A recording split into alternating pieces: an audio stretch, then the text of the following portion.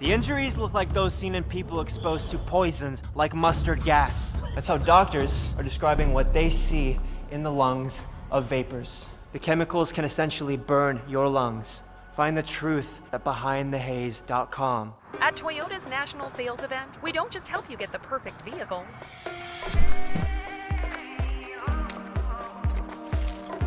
We're here to open new doors that lead to your road to greatness.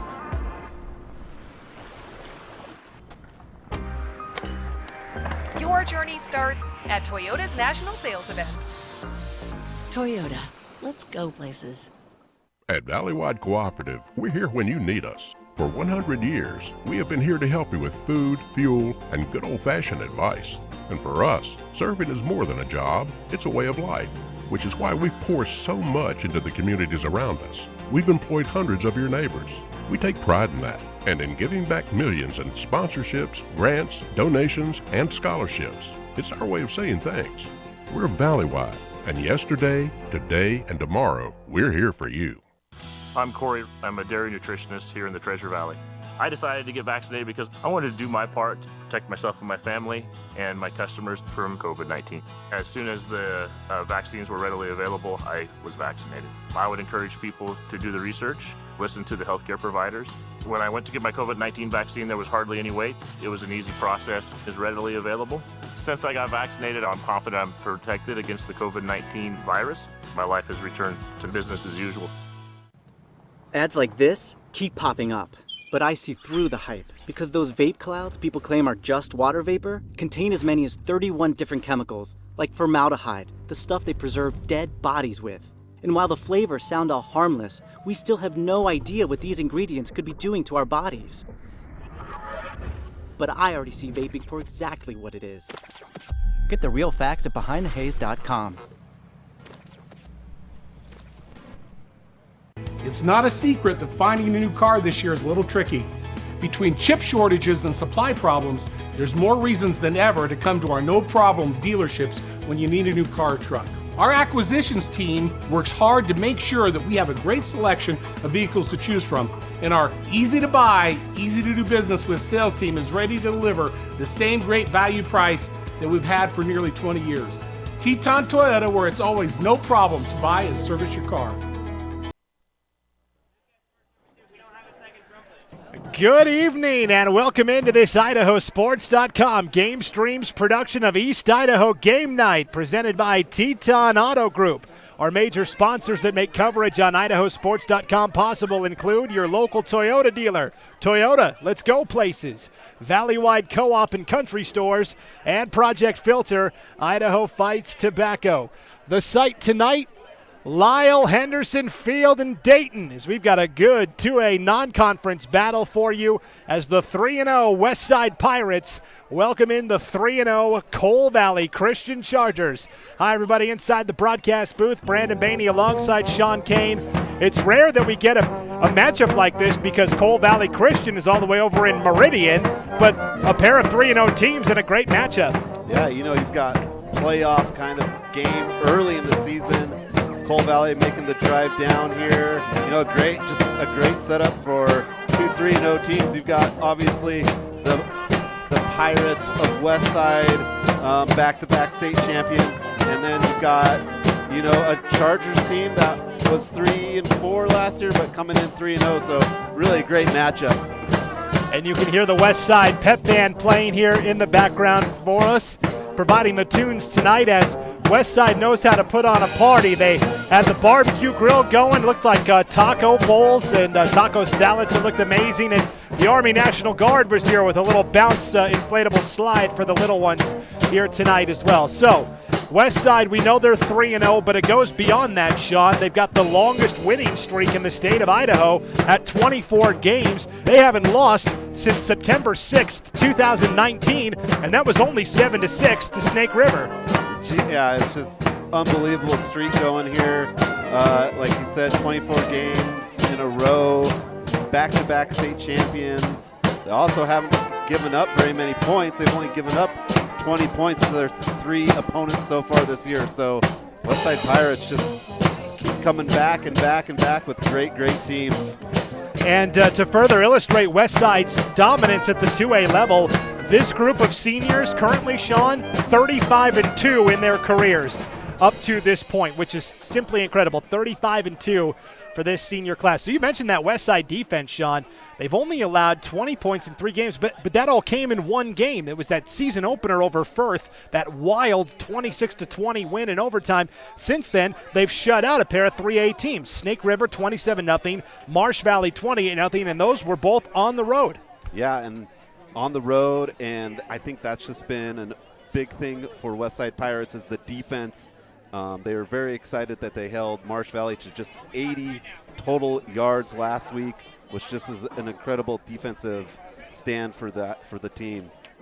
Yeah, talking to some of their coaches prior to the game tonight, they said the keys tonight were going to be to take care of the football, no turnovers, and also they need to get a pass rush going on defense to try and rattle Cole Valley's incredible senior quarterback, Carter Fortin. So let's talk about Cole Valley Christian because they're 3-0 as well, Sean. They picked up a 43-20 win over Payette in their season opener. Then they traveled to Nyssa, Oregon to play the Bulldogs and shut them out 16-0. And then last week they were supposed to play Wendell. Well, Thursday, Wendell canceled and said, sorry, we can't play you. So they're like, okay, I guess we have the week off. Well, they turned around and discovered that Fruitland was supposed to play Ontario, Oregon, and Ontario canceled on Fruitland. So Ryan Tracy, the head coach from Fruitland, got together with Mark Moreno, the head coach from Cole Valley, and they said, hey, we both have an open date now. Do you want to play? And so they had literally 24 hours of prep, which is hardly any time at all. So really it was just, we're going to line up and play and see which team is better. And Cole Valley won that game 26-21 over a 3A Fruitland team that is expected to be in the playoffs this year. So that was a nice win. Yeah, great win for the Chargers. They had an interception for a touchdown. They had a huge kickoff return for a touchdown when they were down 7-12 in that game. And they held, and their defense, the Chargers defense, is no slouch at all. They held a Fruitland 4A team to 4 for 12 on third down conversions, which, you know, if you can hold teams to those third downs, you're going to get opportunities to score in the game. Yeah, so if we look at Cole Valley Christian, they love to spread the ball out, and you would think that would lead to a passing attack or that 4 wide. But Coach Moreno said actually last week against Fruitland, we ran the ball more than we threw it, and they're coming into tonight with a similar game plan. So we know Westside likes to run the ball in that wing T, but Cole Valley also wants to establish the run tonight. Yeah, I think the Chargers, their touchdowns came, besides the kickoff and interception, they had a passing touchdown, but they had ran the ball, I think 80 or 90 yards all the way down, and I think they only had two or three passes, and that pass was the touchdown in that game. So, yeah, they like to run the ball, and they spread, like you said, they kind of spread it up. They still do a nice run and kind of give the defense a bunch of different looks, probably why the Pirates are looking to keep that defensive tight and kind of hold them in check tonight. And the coin toss is going on right now, Sean. You want to break it down for us? All right.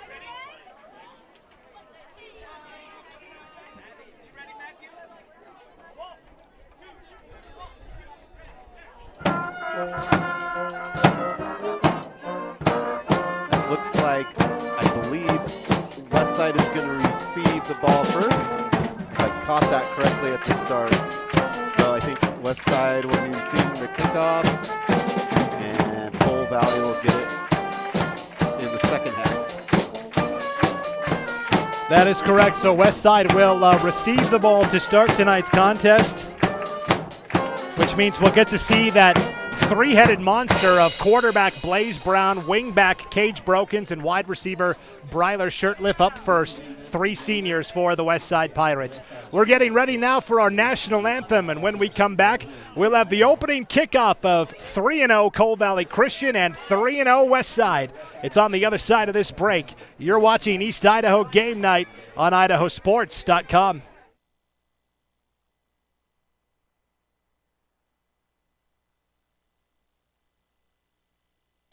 You know, I suspect you're looking for an excuse to take a little drive. Hey, it happens to the best of us. It's time to drive to Soda Springs, Idaho. That's through Lava, over Fish Creek Summit, past the reservoir, and into John Adams Ford. With small town prices, the friendliest sales staff, and the best service department anywhere. And don't forget that warranty forever on every new and used vehicle we sell. Come and see us at John Adams Ford, where we're keeping it simple in Soda Springs.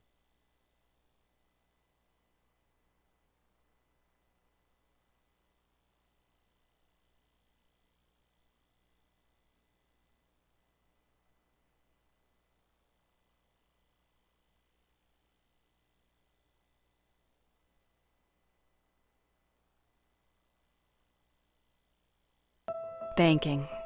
Maybe you enjoy the person-to-person attention you get going to your bank. Maybe you enjoy the convenience of banking from home sweet home. Or maybe you like the flexibility of paying your bills, applying for a loan, or talking to your personal banking person from wherever fits your fancy. Then definitely, you should bank at Mountain West Bank. Member FDIC. The easy, convenient, any way you want to bank. It's time to start planning for back to school. That's why I got my kids vaccinated for COVID-19, so they can be protected from COVID when they're back in the classroom. Kids 12 and older can get vaccinated. The vaccines have been researched and tested. They're safe and they work. Getting vaccinated was quick and easy. You can walk into a pharmacy to get one. We got our COVID-19 vaccine, and I hope everyone will choose to get vaccinated too. Get a free COVID-19 vaccine today. Find a location near you at covidvaccine.idaho.gov. At Valleywide Cooperative, we're here when you need us. For 100 years, we have been here to help you with food, fuel, and good old-fashioned advice. And for us, serving is more than a job, it's a way of life, which is why we pour so much into the communities around us. We've employed hundreds of your neighbors. We take pride in that, and in giving back millions in sponsorships, grants, donations, and scholarships. It's our way of saying thanks. We're Valleywide, and yesterday, today, and tomorrow, we're here for you. A hit in the morning, another between class, after school, and more before bed. Vaping sucks you in quick. Not to mention all the chemicals and health problems everyone's talking about. That's why thousands of teens are ready to take back their life their own way with My Life, My Quit. When you sign up with us, you'll get a free and simple quit plan that makes it easier to stop vaping. Visit mylifemyquit.com or text Start My Quit to 36072. Welcome back to Lyle Henderson Field in Dayton as we get ready for a 2A non-conference showdown tonight. The 3-0 Westside Pirates welcome in the 3-0 Coal Valley Christian Chargers. Brandon Maney with Sean Kane here on East Idaho Game Night. National anthem in the books performed by the choir, the high school choir here at Westside High. They did a fantastic job. And then a little fireworks show during the anthem as well, Sean. Yeah, you know, timing is everything. I don't know if they timed them just right, but pretty nice little display there. And here come the Westside Pirates as they take the field. And as a reminder, a 24-game winning streak, the longest in the state of Idaho, coming into tonight's matchup. And off in the distance, you can see the Coal Valley team getting fired up as well. Yeah, so far, everywhere we've went has had fireworks. I guess they knew we were coming. That's all I can think of, right? I'll tell you, Sean, some of those sparks landed on the field. So the fireworks were actually coming close to the players and stuff like that. So luckily, it looks like they were all extinguished. But oh, yeah. The guy has it under control over there. They'll be ready to go. And, you know, this is a gorgeous football field. Whoever takes care of the field might have been gotten a little worried, like, don't mess up my field. You know, those guys, groundskeepers, they put a lot of time and effort to make it look so nice. Yeah, absolutely. So as we get ready to go here in tonight's non-conference showdown, you can hear the pep band from Westside High playing the Pirates of the Caribbean theme, which is appropriate for Westside High. So back deep to return for the Westside Pirates tonight. It'll be Cage Brokens and Bryler Shirtliff. Shirtliff is number 23. Brokens is number 26. Those two guys will be busy tonight for Westside High, no doubt about it. Yeah, Bryler was very busy last week. An INT for a touchdown interception, and he also caught a 20-yard pass for a touchdown. So good offensive output for him. And when he is on offense tonight as a big play receiver, Cole Valley Christian will turn to Lincoln G to try and shadow him defensively. Ready to kick off for Cole Valley Christian, David Howlett, the senior. And Howlett's kick, it's a line drive kick, deflected off of one of the up men and now picked up at the 30-yard line, running backwards and nowhere to go with it. A penalty flag comes in at the end of the play as well, as Carson Chugg ends up returning it for Westside. We'll have to see what this penalty is. A penalty flag right out of the gates, though, on the opening kickoff. Not a bad idea by Cole Valley Christian. You got Brokens and Shirtliff back there to return. Pick your poison. All right, we'll avoid both of them and do a squib. Yeah, it made sense to me. You're kind of just getting the ball out of the best player's hands and making someone else come up with something, maybe cause a mistake. So a personal foul was called there against Cole Valley, which moves the ball all the way to the Westside 42-yard line. So a 15-yard penalty, and Westside will start 1st and 10 from their own 42-yard line. In the maroon jerseys, Cole Valley Christian in the white jerseys with those royal blue pants. Out of the wing tee, they'll start with a play-action fake. They're trying to go out of the backfield to Plancarte, but they overshot him. So Blaze Brown, not a bad idea on first down. First play of the game, a little play action as they tried to throw to the wingback. Christian Plancarte out of the backfield just overshot him. Yeah, I had him wide open. Just a little overthrown, couldn't quite bring it down. Pep band rocking and rolling. I'm not sure they're going to have time to play too many songs in between plays tonight. Both teams kind of have an up-tempo. They want to get the ball going and moving. Could be a quick game tonight, Sean. It's 2nd and 10 now. Blaze Brown under center in that wing tee. He'll hand off to Brokens. Starting to the right side, carrying a couple of defenders for a gain of about 7 there on first down. Finally bringing him down on the stop for Cole Valley. That was Jaden Walter, senior linebacker. I think that's kind of Westside's bread and butter play right there. Just kind of give it to the running backs and get those yards. Even if it's 5 or 6, but they're just going to kind of work those running backs in. So 3rd down and 4 now for Westside. Can Cole Valley get a stop here defensively? It would be a great way to start the game. Everybody bunched up in the box for the Chargers. Brown, a quick hitter to the fullback. That ball came out, but falling back on top of it and picking up enough for the first down is Owen Nielsen. So they gave a quick hitter to the fullback that time, and Owen Nielsen is able to take it ahead for 6.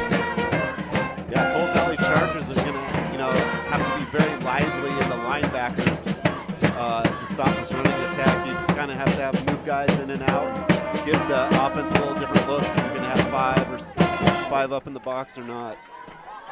So 1st and 10 now for the Westside Pirates after they pick up the 3rd down. Brown under center. They are at the Cole Valley 46-yard line.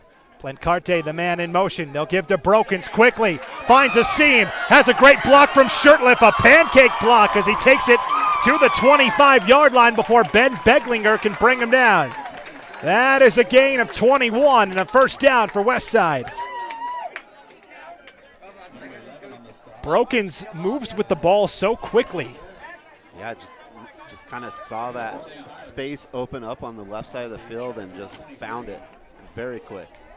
1st and 10 for Westside. Ball at the Cole Valley 24-yard line. 10 minutes to play opening quarter, no score. Opening drive of the game for the Pirates. Brown back to pass. Rolling out right side in trouble. Slips and falls.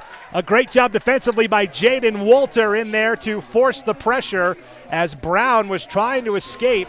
Ends up sliding down for a loss of about 8. Good job by the Cole Valley linebackers to get the pressure on Brown. You're going to really have to bring some pressure because he really likes to throw to number 23 out there on the left side. So 1st and 15 now. Or 2nd and 15 for Cole Valley, beg your pardon. Brown will toss it off the left side to Brokens. Looking for a block, he's got it. Inside the 10, inside the 5, and into the end zone for the Westside touchdown. That's a 28-yard touchdown run for Cage Brokens. Now they have fireworks on the other side, the other end zone.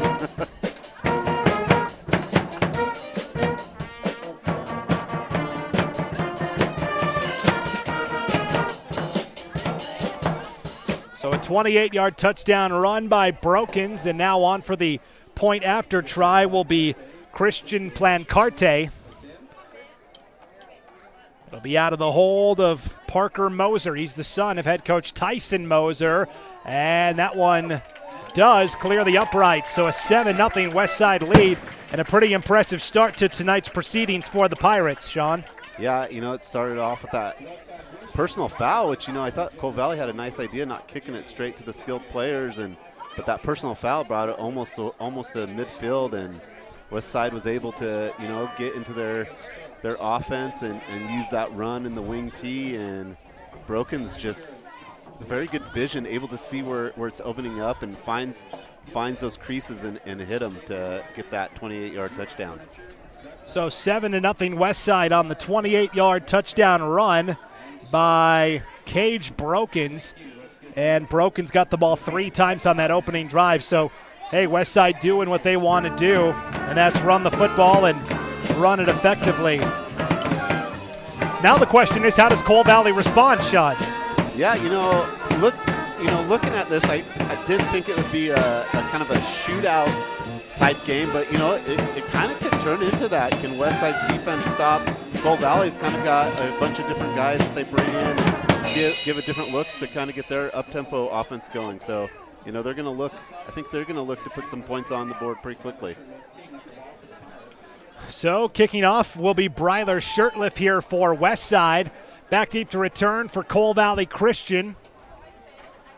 We'll see Ryan Galiner along with Lincoln G. So here comes the kick from Shirtliff. Westside leading 7-0 with 9:13 to play in the opening quarter of action. Lincoln G will take it from the 2. Returning up the far side, lowers the shoulder, and a good return just beyond the 20-yard line. Boy, Lincoln G. So G and Galiner, the 2 guys that were back returning kicks, they're going to rotate in at running back tonight. And head coach Mark Moreno said that they want to run the ball effectively. Yeah, G, nice little move there. And you can tell he's not going to be afraid to go downhill in the trenches. So Carter Fortin will line up out of the shotgun formation here. And again, it's a spread formation, 2 receivers to either side of the formation. Fortin back to pass on first down, feeling the heat. Down he goes inside the 15, and coming up on the sack for Westside was Aaron McDaniel. Yeah, he was able to avoid one, but Aaron McDaniel just gobbled him up. So that's a loss of 7 yards on that sack to make it 2nd down and 17 now for Coal Valley Christian. Ball all the way back at their own 15-yard line. 7-0 Westside leading with 8:30 in counting opening quarter of action. Fortin again out of the shotgun formation. Back to pass. Has time, throws a middle screen. That ball is caught. Reception made by Jaden Walter, but tackled almost immediately on the play by Parker Henderson. That's a gain of 3 on that reception. Just not enough there, but yeah, the Westside defense just kind of sniffed out that screen pretty quickly. So Jaden Walter made that reception, and now it's going to be 3rd down and 15 with the ball at their own 18-yard line. They've got to get to the 32 to pick up the first down. Fortin going to take off and run, but he slips and falls and loses another 2 yards, Sean, and Coal Valley's going to have to punt. Yeah, and they said Coal Valley said they wanted to run and started out with 3 passing plays, and I'm not quite sure if he was going to run out of that one, but yeah, tough start. Now they're going to have to punt and give Westside probably pretty good field position here. Yeah, they're going to punt from their own end zone here. Ben Beglinger to punt it away here. And back deep to return here for Westside will be Bryler Shirtliff. There's the punt, not a ton of distance on it. Will take a bounce and be downed at the 43-yard line of Westside. So the Pirates are going to start with the ball on Coal Valley's side of the 50. And now the Chargers defense is really going to have to step up and make a stop here. Yeah, the Chargers are going to have to find a way to cut those edges off and not let Brokens get wide on him, they're just going to have to come up. I really just kind of seal the edge there. I think he's finding the edge way too easy. So it'll be 1st and 10 for Westside. Blaze Brown lines up under center. 2 backs behind him. Will turn and give to Brokens, breaking to the left side, and will take it to the 35-yard line before Jaden Walter can bring him down. And that's the thing, he's a patient runner as well. He's willing to wait a second for the block to develop. That's a gain of 9. Yeah, he's willing to let the offensive line get that little more push or a little movement one way so he can break out the opposite side. It's just really smart. So it'll be 2nd down and a short 1 here for Westside. Brown's got Plancarte in motion. They will turn and give to the fullback, Nielsen. Nielsen still going. Broke a couple of tackles and will be taken down around the 24-yard line. That's a gain of 9 and a 1st down for the Pirates.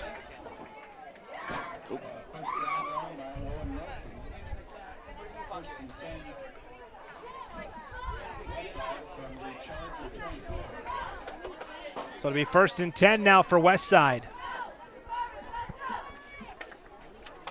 Brown lines up under center. Play action fake, rolling out on the right side, on the run, will fire to Shirtliff. It's caught at the 5, stretches for the pylon, he's got it for a 24-yard Westside touchdown.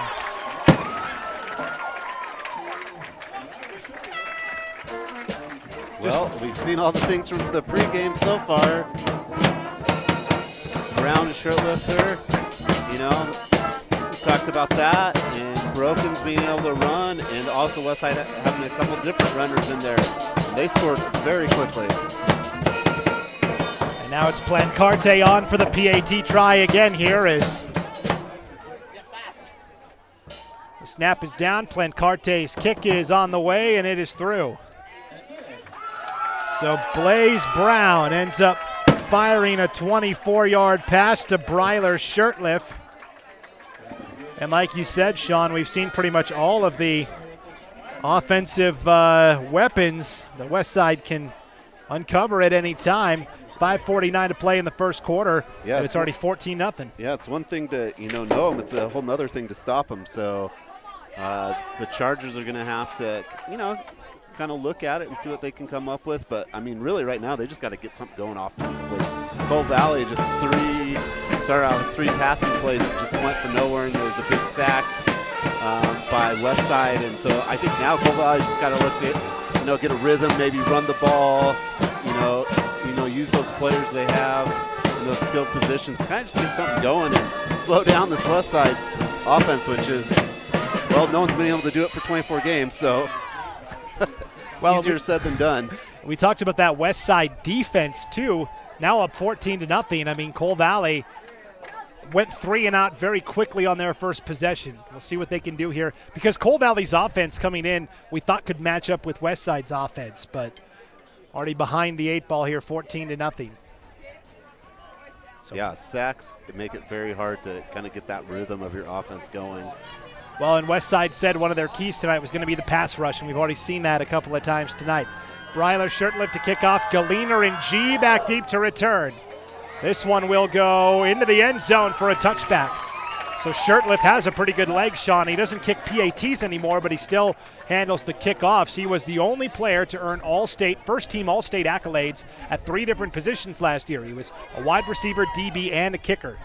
Yeah, he's a great football player. We also got to see him play some state basketball last year too. So, he's a multi-sport athlete. Yeah, very talented 3-sport athlete here at Westside High. All right, now it's time for Cole Valley Christian. See how they do on their second drive of the night. 1st and 10 from their own 20. Carter Fortin out of the shotgun. It's an option play. Pitches off to G, and G is tackled for a loss of a yard, maybe 2. We'll see where they mark the forward progress. Looks like maybe right back to the line of scrimmage. Well, now they're going to reset and ends up losing a yard. Yeah, it looked like the ref was going to set it 1 ahead and then kind of did a little Michael Jackson moonwalk back there. So 2nd down and 11 now for Cole Valley. And so far tonight, Sean, they have run 4 plays for -7 yards. The West Side defense is just very fast. They're very speedy. Fortin back to pass on 2nd and 11 over the middle. That ball's caught for a first down across the 30. And that's a gain of 12. A nice reception over the middle to Parker Wallace, the senior fullback. Nice play there, getting it across the middle and running for a few extra yards. Good job by Wallace.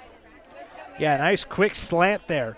And Carter Fortin is 2 for 2 to start this game passing-wise. It's just been, does he have enough time to complete the throw? That's how you beat an aggressive defense, with short, quick throws over the middle. Yeah, I believe it was maybe 55 from Westside. He was coming in hot. 1st and 10 for Cole Valley. Handoff to G. Runs right into a brick wall and nowhere to go. That was Aaron McDaniel again in on the stop for the Pirates. Kind of ran into his own lineman as McDaniel was bull rushing him into the backfield. And that's a loss of 3. McDaniel's one of those guys you might have to get two offensive bodies on him to get him out of the way. And that's the thing. They go big at the nose guard and then really small and quick at the defensive ends on this West Side line. Yeah, the guys on the end are they are fast. Speedy. 2nd and 14. Fortin gonna pitch it again to G. On the outside, G breaks a tackle to the 45. And another first down for Cole Valley. The option play to the right side that time.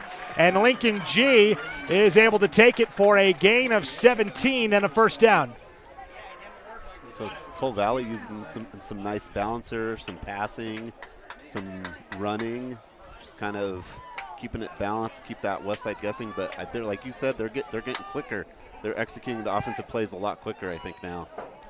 And Coach Moreno also said something tonight is, we want to win the time of possession, right? We want to keep that big play West Side offense off the field if we can. So a good drive here for the Chargers. 1st and 10 from their own 48-yard line. Fortin again out of the pistol. Back to pass, looking to throw over the middle. That ball's caught by G. Makes the man miss. He got around McDaniel, but then a number of West Side Pirates there in on the stop, including Riker Morgan, the first guy there.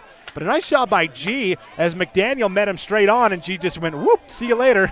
Yeah, G definitely looks like a player that is going to make other players miss. You're going to almost have to get two people to wrap him up. He's got some moves when he gets in that open field. Carter Fortin jogging over to the sideline to get the call from offensive coordinator Shea McClellan, a former Marcine High, Boise State, Chicago Bear, New England Patriot linebacker. And that's right, he's calling the offensive plays for Cole Valley Christian this season. His first year as a coach on this Charger staff. Fortin and G kind of ran into each other. G trying to get to the edge and won't get there. Trying to get back to the line of scrimmage, but he was met head on and popped for a stop. That was Parker Henderson on the tackle for West Side. Yeah, if G didn't run into him, he kind of had the edge there. It was just kind of a little miscommunication or one person going where they weren't supposed to go, but they were close. So it's 3rd down and 6 now for Cole Valley. Ball is at the West Side 47. Got to get to the 41 to pick up the first down. Fortin out of the shotgun, 2 receivers either side. Rolling out on the run, fires. That ball is caught. That's going to be close to the first down stick. I don't know if Beglinger got there or not. It depends on the spot. And it looks like he's going to be a yard short.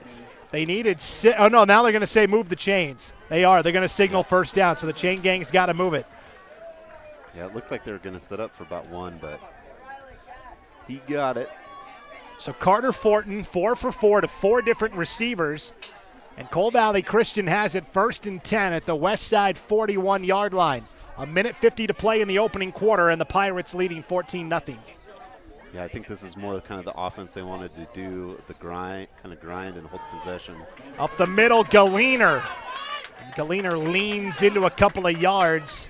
Was tripped up at the very end there by West Side's Owen Nielsen. So it ends up being a 2-yard gain for Galiner on his first carry of the night. 2nd and 8 for Cole Valley. Ball at the West Side 39. Galiner had a kickoff return for a touchdown last week against Fruitland, which was kind of a game changer. They were down 7-12, and that just kind of pushed them to kind of win that game. This is a Cole Valley team that's been fun to watch so far this year. 2nd and 8. Fortin rolling out on the run, hit as he throws, but Way to deliver it as he got absolutely pummeled. That reception is made by Jaden Walter, and that's enough for a first down. They needed 8, they got 9 as Fortin was absolutely drilled as he let go of that ball. Yeah, and the receiver kind of just snuck it in with one hand, too. That was a pretty amazing catch. A nice job by Walter, becomes the first Charger to grab his second reception of the night. And meanwhile, Carter Fortin is still a perfect 5 for 5 in the passing game. So with 35 seconds and counting opening quarter, 1st and 10 for Cole Valley. Ball at the west side 30. Fortin out of the pistol, dropped the snap, fumbled it again, and did he fall back on top of it? He did. They're going to say 2nd down and long here for Cole Valley. So Fortin dropped the snap, fell back on top of it, almost lost it a second time, and that is going to be a loss of almost 10, Sean. Might even be closer to 11. Yeah, that was not exactly what they wanted. They had the offensive kind of going and just couldn't quite handle it. The snap was a little low. So that'll be the end of the first quarter. Westside leads Cole Valley 14-0. We will be back with our second quarter of action right after this break on IdahoSports.com. Banking. Maybe you enjoy the person-to-person attention you get going to your bank. Maybe you enjoy the convenience of banking from home sweet home. Or maybe you like the flexibility of paying your bills, applying for a loan, or talking to your personal banking person from wherever fits your fancy. Then definitely, you should bank at Mountain West Bank. Member FDIC. The easy, convenient, any way you want to bank.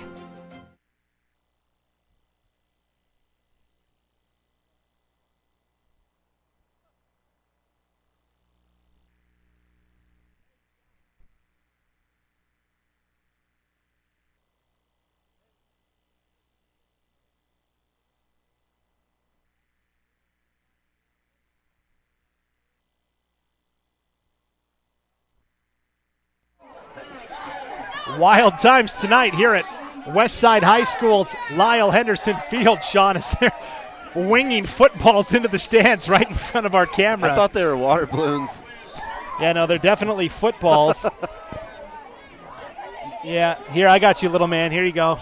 Yeah, here you go, bud. Brandon just stole one from a kid. There you go. They've all got players' names written on them. Fortin, 1st and 10, going to take a long shot, and Lakota steal they were trying to go to down that far side, and they just overshot him a little bit there as Lakota turned the wrong way initially. He almost recovered and came back and caught it. Yeah, Lakota was wide open. They had who they wanted. He looked over the wrong shoulder almost, like he thought it was supposed to be coming to his right side and just looked the wrong way. So it'll be 2nd and 10 now for Cole Valley with 11:55 to play here before halftime. So we are in amongst the rowdy West Side fans here, Sean. I think we're in the student section. Yeah, we're kind of right in the middle of it. So here we go, 2nd and 10 for Cole Valley.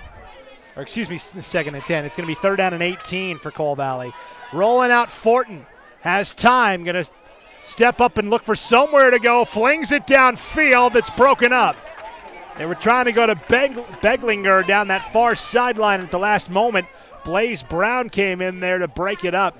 You know, Carter Fortin's got a really good arm, Sean, on the run. Still able to throw that ball to the first down marker was pretty impressive. Yeah, he is able to kind of control his body when he's running to make that turn and throws. That's good. He's got a cannon. So now 4th down and 18 for Westside from their own 37, or from the 37 of Westside. What do they do here? Looks like they're going to go for it. Yeah, I think you have to go for it. You're on the other side of the field. You've got a lot of offensive options. You know, the thing is you just kind of have to be worried is Westside is bringing the defense in. They're bringing the heat into the box, and, you know, it might just leave someone open, you know, for a big play here. Will they have enough time to get it to him, defense, though? Yeah. Fortin on 4th and 18, rolling out right side, going to try and take off and run for the first down marker. Fortin lowers the shoulder, and he's going to be a yard shy. Oh, Carter Fortin almost had enough for the first down, and he ends up a yard short. He tried to lower the shoulder and get there, and wow, what a gutsy run by Carter Fortin. Yeah, he almost, it's so close. They're looking at it. Yep, and they're just short. Ends up being a yard shy. But, you know, if they punt it or whatever they do, it's probably not going too much farther than where it is now. Yeah, that's true. I mean, because even if they punt it into the end zone for a touchback, I mean, it's at the 21 where it'll be 1st and 10 now for the West Side Pirates. Leading 14-0 with 11:32 to go here before halftime. It is Brown out of the shotgun. Will hand off up the middle. This is Brokens. And first time tonight that Coal Valley's able to keep him sort of bottled up there. Ends up being a 3-yard gain. But even their best defense so far is still, you know, it's still a 3-yard gain, so it's just difficult to stop the West Side running offense. They are very difficult to defend, that wing T. You never know who's going to get it. 2nd and 7. They will hand off to Brokens again, and Brokens is going to be about a yard, maybe 2 shy of the first down. It'll be 3rd and short now for West Side. And Brokens is another guy. He's very hard to bring down. Someone gets on him, makes that first point of contact, and it still takes maybe another guy to drag him down. He's a tough runner. He is a load, that is for sure. 3rd and 1 now for West Side. Ball is at their own 30. 10.5 to play before halftime. Brown under center has Plancarte in motion. Will turn and give up the middle, and it's going to be close. Parker Moser on his first carry of the night, and he ends up getting 2 yards when they needed 1, and that is enough to move the chains. So Parker Moser, he's going to play tight end and fullback tonight for West Side High, and on 3rd and 1 picks up 2. To move the chains, it's now 1st and 10. Somebody's birthday tonight, Yeah. Sean. They're singing happy birthday Yep. here in the student section. Everyone looks kind of confused. 1st and 10, handoff off the right side for Parker Moser, breaks it free, the 50, the 40, cuts back inside the 30, and still going to the 20, and finally brought down there. A penalty flag at the end of the run as well. We'll see what the call is here. Parker Moser is every bit that lightning to the thunder. That was a 59-yard run for Parker Moser. All the way down to the Coal Valley 21-yard line. And a face mask against the Chargers, only a 5-yard call. I think it was actually on the tackle at the very end there. Yeah, so 5-yard incidental face mask penalty will move it to the 16, where it'll be 1st and 10 for West Side with 9:43 to play here before halftime. Coal Valley trying to get a stop here. You don't want to fall behind 21-0. Brown under center. Will turn and give on a delayed handoff off the right side to Parker Moser, and Coal Valley snuffed it out that time and blew that play up in the backfield. Galiner in on the tackle for the Chargers. As Blaze Brown went to turn around and hand that off, there was a guy already there smacking him around. I'm shocked that they got the ball handed off. Yeah, it looked like it was going to be a blown play, but just in time. And that's a well-disciplined team running that wing T offense. If you're not well-disciplined, that turns into a fumble or something. So 2nd and 14 now for the Pirates, or 2nd and 12 rather. Brown, bootleg on the run, will fire that ball, batted in the air, incomplete. That was Lakota Steele, 6'5", 200 pounds, getting his hands up, blocking it. Batted it in the air. Yeah, we saw him almost catch a ball that could have been a touchdown, but coming up big on the defensive side. He's out there at that defensive end spot on the right side, and yeah, nice job that time by Lakota Steele, getting those big bear paws up and knocking it out. Tonight's game brought to you in part by Preston Auto Parts. For over 20 years, Preston Auto Parts has been serving the folks in Preston and the surrounding area with the best auto parts and customer service around. Preston Auto Parts is an independent CarQuest dealer and proudly supports Westside Athletics. Preston Auto Parts wants to wish the boys good luck in tonight's game. Brown under center on 3rd and 12. Again, rolling out right side on the run, throws off his back foot. It's incomplete. They were trying to go down the field to Jacob Stokes, the tight end, and good pressure again from Lakota Steele off the edge and also from defensive tackle Eden Hu. So Eden Hu, a nice job, number 59 there for Cole Valley Christian. And now it's 4th and 12, and Westside, it looks like, is going to stay out there and go for it. Yeah, I think this is big for Cole Valley. Just if they can get a stop here, you could really turn this around before halftime. 4th and 12 for the Pirates. Ball is at the Cole Valley 18-yard line. Brown under center. It's a double handoff. Trying to go up the middle. Plancarte didn't get close. Cole Valley Christian's able to come away with the stop as Plancarte only got 2 yards on that carry. Yeah, the double handoff did not fool the Chargers at all. They stayed home right there to get that tackle. And again, kind of like we talked about when Cole Valley went for it on 4th down, it doesn't hurt Westside that badly because, the ball is at Cole Valley's 16-yard line. They've still got to go quite a ways down the field. Yeah, I think it's kind of big, though, for Cole Valley to kind of get a positive thing here, and hopefully they can march it down and get on the board before halftime. And remember, they do get the ball to start the second half as well. That ball gets past Fortin on the snap. Now Fortin just going to take off and run with it. Fortin at the last moment will throw. It's caught. Beglinger made the catch at the 25-yard line. Oh, what wizardry from Carter Fortin. Yeah, another bad snap. I thought we were going to see a safety. He somehow got out of there and threw the ball. It was wow. There's about 4 or 5 different things that just happened there. Wow, that's an 11-yard completion from Carter Fortin to Beglinger. Ben Beglinger, his dad is the boys' basketball coach at Cole Valley Christian. So, yeah, it looked to be a safety to a first down. 8:15 to play here before halftime. 1st and 10 for Cole Valley. Fortin out of the pistol. Option play right side. Pitch out to G. G's able to corral it. And G will get a yard, maybe 2. Strung out along that far sideline. And Bryler Shirtliff comes up from his corner spot to make the tackle. So actually ends up being a gain of about 3 as G fell forward. So the top receiver for Cole Valley Christian tonight, Sean, is a guy we haven't even called yet. And that's David Howlett. 6'4", 200 pounds and a senior. Bryler Shirtliff is exclusively guarding him tonight, or for the most part. Right now he's matched up with Beglinger on that far side, but that's a big reason why we haven't called Howlett's name yet. That's going to be a matchup to watch all night. Galiner nowhere to go. Swallowed up in the backfield. Westside trying to say we recovered it. Carson Chug comes out of there with it, and the officials say no, he was down.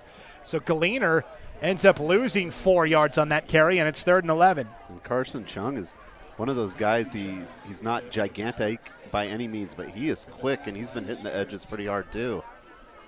7:05 to play before halftime. 14-0. Westside on top of Cole Valley Christian. And the Chargers facing a 3rd and 11 from their own 27-yard line.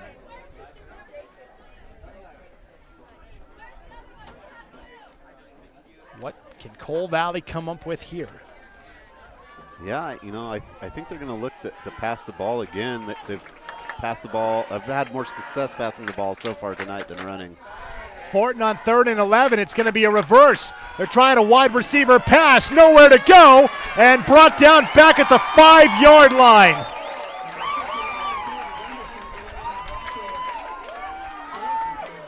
And that play went nowhere. That was actually Beglinger who took the snap that time, handed off to Carter Fortin, who was coming in motion, and Fortin had nowhere to go with it. Is sacked back at the 10-yard line. It is now 4th down and way long, and Cole Valley, I assume, is going to punt here. Yeah, it did not fool Westside at all. I'm not quite sure what the plan was, but I think they were trying to get the pass on the right side of the field, looked like.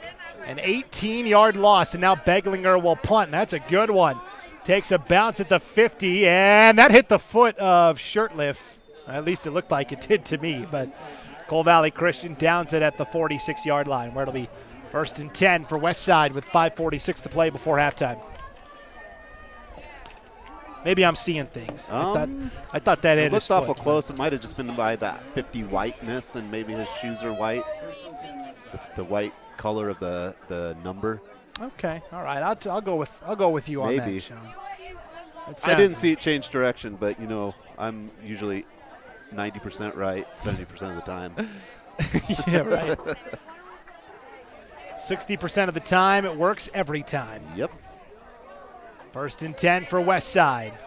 Blaze Brown going to line up under center here in that wing T formation. Plancarte, the man in motion. They'll fake it to him. Brown with time. Penalty flag comes out for a hold call. Brown, meanwhile, will throw downfield to Breiler Shirtliff, and then a penalty flag in the secondary as well, Sean. We could have offsetting penalties here.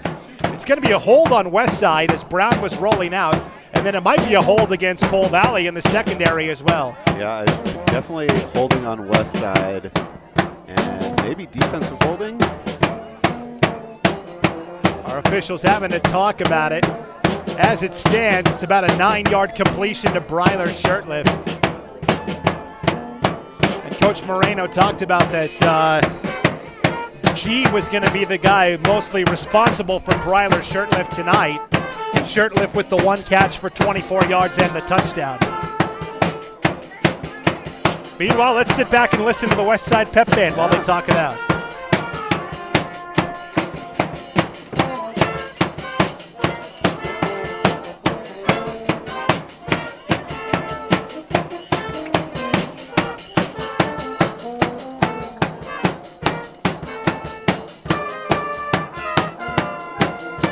Okay, so they are picking up that flag in the secondary, Sean, and it's going to be just holding against Westside. Yep. Initially, I saw the hold, but I didn't quite see what the second flag was for. So took their time. Refs, great refs out here, took their time, make sure they get the play right. So 1st and 10 now for. Well, not 1st and 10. First down and 26 roughly here for Westside. Brown will hand off to Plancarte off the right side and tackled after a gain of only a couple by David Howlett. So Plancarte is able to take it ahead for a gain of about 8, but it's still going to be 2nd down and very long here for Westside. Yeah, Cole Valley's got a lot of just kind of lengthy, athletic guys. You know, you can see a lot of potential. They're fast too, and they're just all kind of big. They kind of look like a basketball team.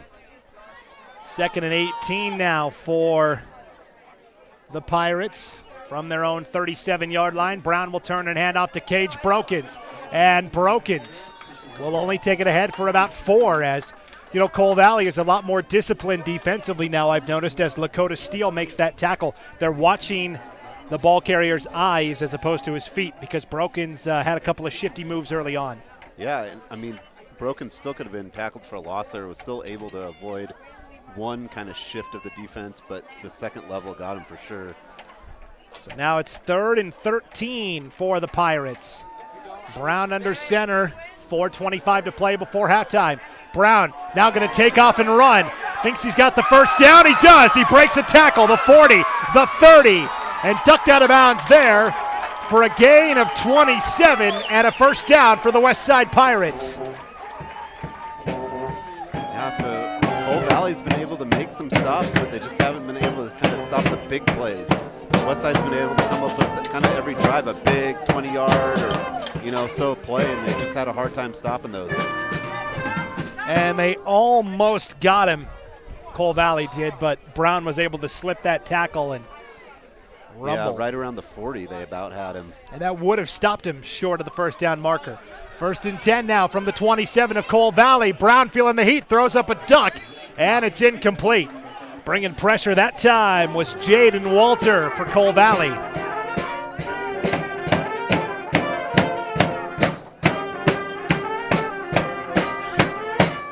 Brown is only 1 of 5 passing so far tonight. I mean, he hasn't had to really come up with too much from the passing. The running's really gotten it done, but Cole Valley also, we talked, they've been putting good pressure on him. He's had to roll out and avoid that pressure, and it was very close there to a sack. Brown under center in that wing T on 2nd and 10 now. 4:05 to play before the half. Hand off to Plancarte. Started right, then went up the middle. Takes it down to about the 20-yard line. It'll be 3rd and short now for Westside.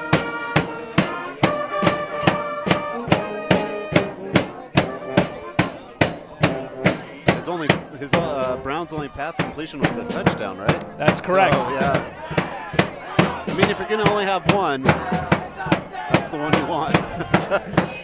So a 7-yard run by Plancarte makes it 3rd and 3 now for Westside. Ball is at the Coal Valley 20-yard line. Brown with Plancarte in motion. 3rd and 3. Can Westside pick up the first down? Oh, Walter almost got there instead. Brokens hurdles a defender, smacks into another, and he's down at the 1. Brokens thought he had the touchdown. They're going to mark him down at the 1 on a 19-yard run. Jaden Walter almost had him in the backfield. Brokens slipped that tackle, hurled another guy, and then just banged into the defender at the goal line. He is just tough to get. You think you've got him tackled, and he's 20 yards away. Yeah, just very difficult to bring down Baggins. 1st and goal from the 1.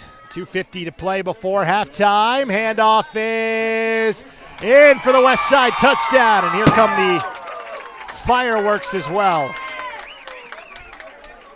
And rushing that touchdown in for West Side. That was,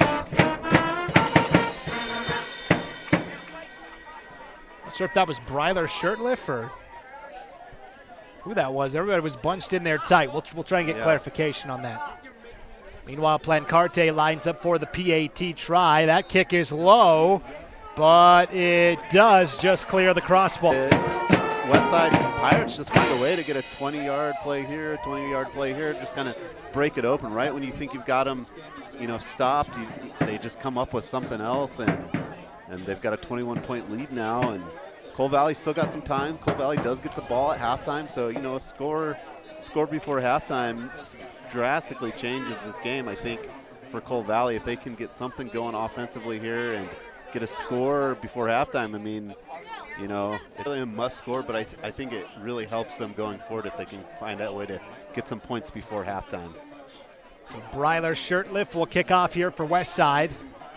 G and Galliner back deep to return for the Chargers with 2:51 to play before halftime, and Westside leading 21-0.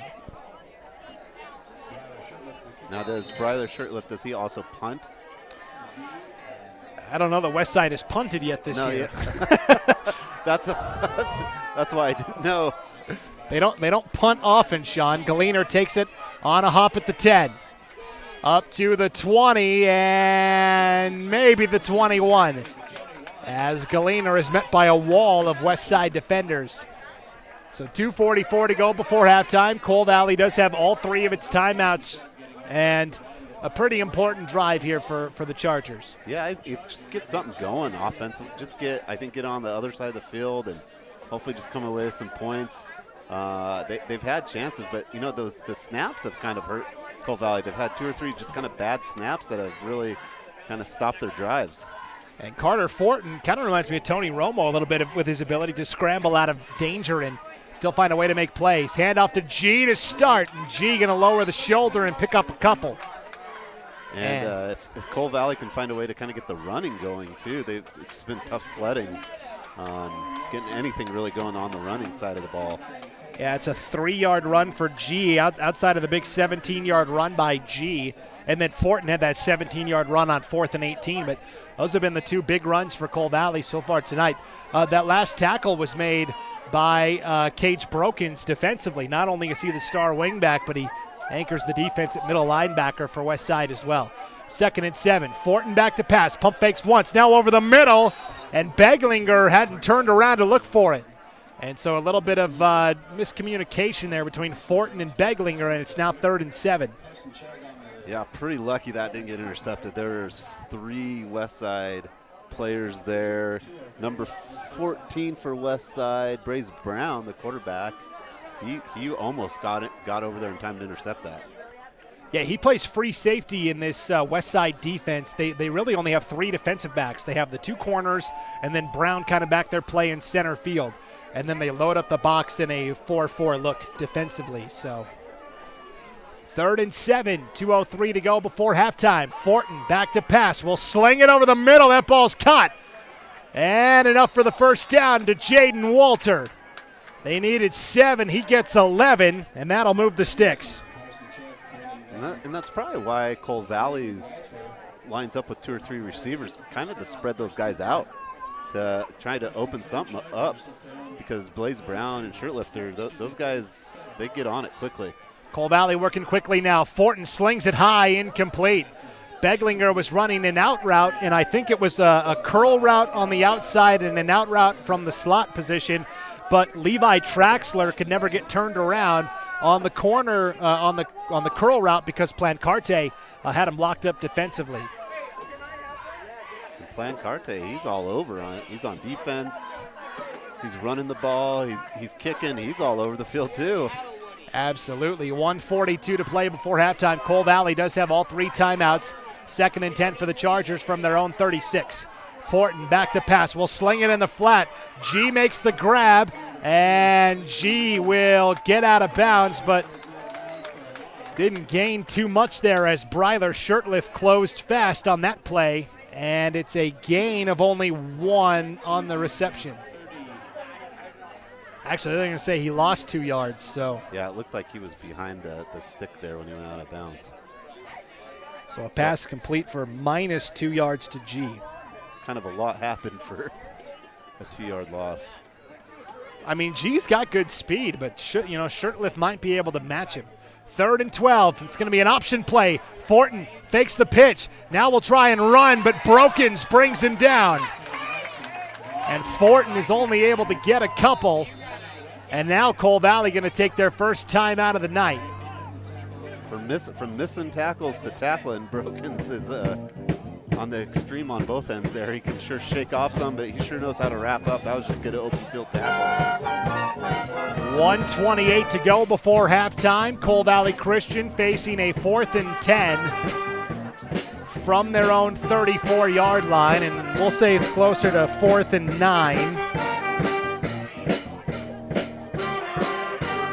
What do you call here? I mean, Cole Valley, I assume is going to go for it, right? Yeah, and I kind of felt you were going to ask me that question, and I looked up how much time was left, and I'm like, you don't want to give Westside the ball back on this side of the field. I don't think, but I think you have to go for it. But are they lining up the punt? I think the offense is out there. Yeah, I think you have to go for it, but well, now they're going to punt. Okay, so I was thinking there's just enough time on this side of the field. I don't think you want to give Westside the ball. Westside took that timeout to stop the clock so they could get the ball back. So Beglinger, he's got a good leg. He's a good punter for Cole Valley. That will take another Westside bounce. So all the punts seem to be bouncing Westside's way. They don't ever get those Cole Valley rolls. And okay, now 1:20 to go before halftime. Westside has the ball, 2 timeouts left. Cole Valley, now it's up to the Charger defense to try and get a stop. Yeah. So that makes a lot more sense. Westside taking that timeout, Cole Valley doesn't go for it because that close to the end zone in 1 minute. I don't want to give Westside the ball. How well the offense has been operating on the ground tonight. The good news is they don't have a ton of time if you're Cole Valley, right? They're not going to be able to do a huge running attack here with 1:20 to go. Brown will line up out of the shotgun this time. One of the few times we'll see him do that. And now, timeout taken by Cole Valley Christian. So they lined up and saw Westside in the shotgun, weren't maybe prepared for that, and they'll take the timeout. So yeah, they might have not had someone covered. I think they wanted to make sure they have every Westside player covered. That was going out for a reception. More little Nerf footballs being thrown up into the student section here at Westside High. Another Pirates of the Caribbean song. Is it? It's been so long since I've seen the movies. I only know the main theme, so I don't know any of the other musical scores. It's kind of like we're at a concert, and football is kind of sandwiched around this concert from the pep band. We've got the band, we've got the cheerleaders, getting the crowd going, all kinds of stuff.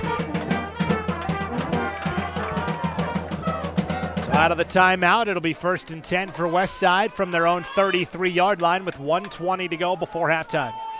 And again, Brown will line up in the shotgun with Brokens on his hip. They'll fake to Brokens.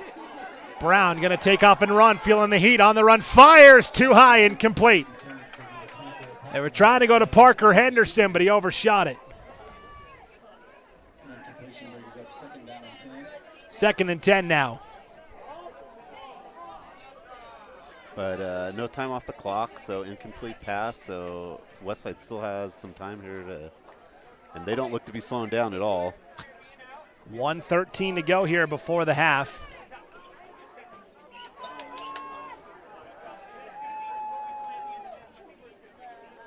And now Brown will line up in the more traditional wing T formation here. Brown back to pass, steps up, avoids the rush, fires on the run. That's caught by Bryler Shirtliff. Around the 41-yard line, a big pop by G at the end of the play, but Shirtliff is able to get out of bounds, stop the clock with 1:07 to go here before the half. It's an 8-yard gain to Shirtliff. And they're going to say he didn't get out of bounds, so that clock will continue to roll here, Sean. Yeah, and Shirtliff, he's hard to cover. That's a hard assignment. He came back to get that reception. So a handoff to Brokens here on 3rd and 2, and Brokens will get 4, enough for the first down. And again, the clock continues to roll here, 47 seconds and counting. Westside going to line up quickly here, 1st and 10 for the Pirates. And now the play will be stopped short. And now they will reset here. 47 seconds to go before halftime. Brown will take the snap. Rolling out on the left side, fires off his back foot. It is in and out of the hands of Brokens, incomplete. They were trying to go to Cage Brokens around the 40-yard line, but 2nd and 10. And I don't think he would have been out of bounds either if he would have caught that. So they probably would have had to take a timeout, or they would have had to move very quickly. So we're down to 38 seconds to go before halftime. And again, Westside has 2 timeouts at its disposal, facing a 2nd and 10 from their own 46-yard line.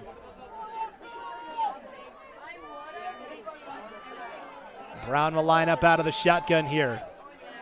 3 receivers bunched into the top of your screen. Here comes the blitz, and Brown will not avoid it. A couple of Cole Valley Chargers in there. It was Sam Sherman and then Lakota Steele finishing him off. And Westside, I think, took a timeout there with 27 seconds to go. So nice job by Cole Valley bringing the pressure that time, Sean. It's going to be 3rd down and 16 now for the Westside Pirates. Yeah, you kind of see if you put Westside in a position where they have to throw a lot, that's kind of where you want them to be, because when they're not running offense, they're very hard to stop. But if you can put the pressure on and get them going and make them have to pass, since there's only so much time here, they're going to have to pass. It's kind of nice to see Cole Valley come up with the pressure on the quarterback. If they can just get a stop here, they might be able to take one of their 2 remaining timeouts and maybe get the ball back with 20 seconds or so. Shot at the zone. Maybe, yeah. I mean, why not? You're down 3 scores. You got to get something going.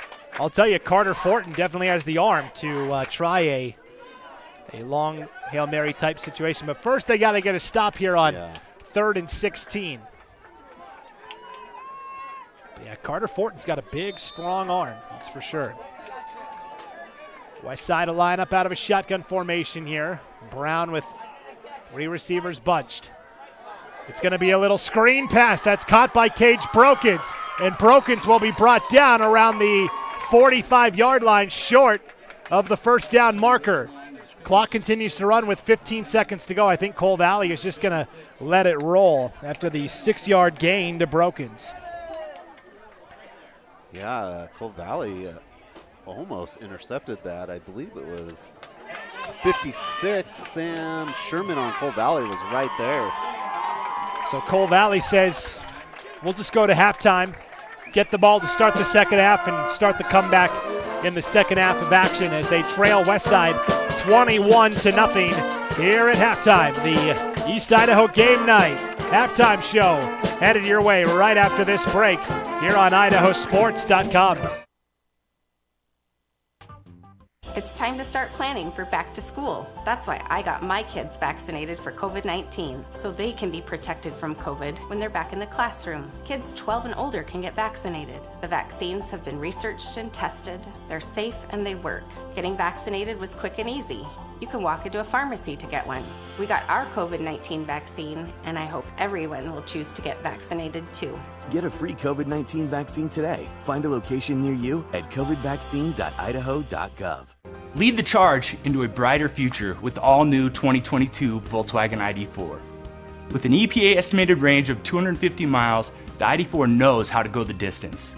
It's an electric SUV that's as fun to drive as it is stylish and functional. You don't have to sacrifice good looks for great performance. So stop by our dealership today and jumpstart your year with the Volkswagen ID4. Teton Volkswagen, where it's always no problem to buy and service your vehicle.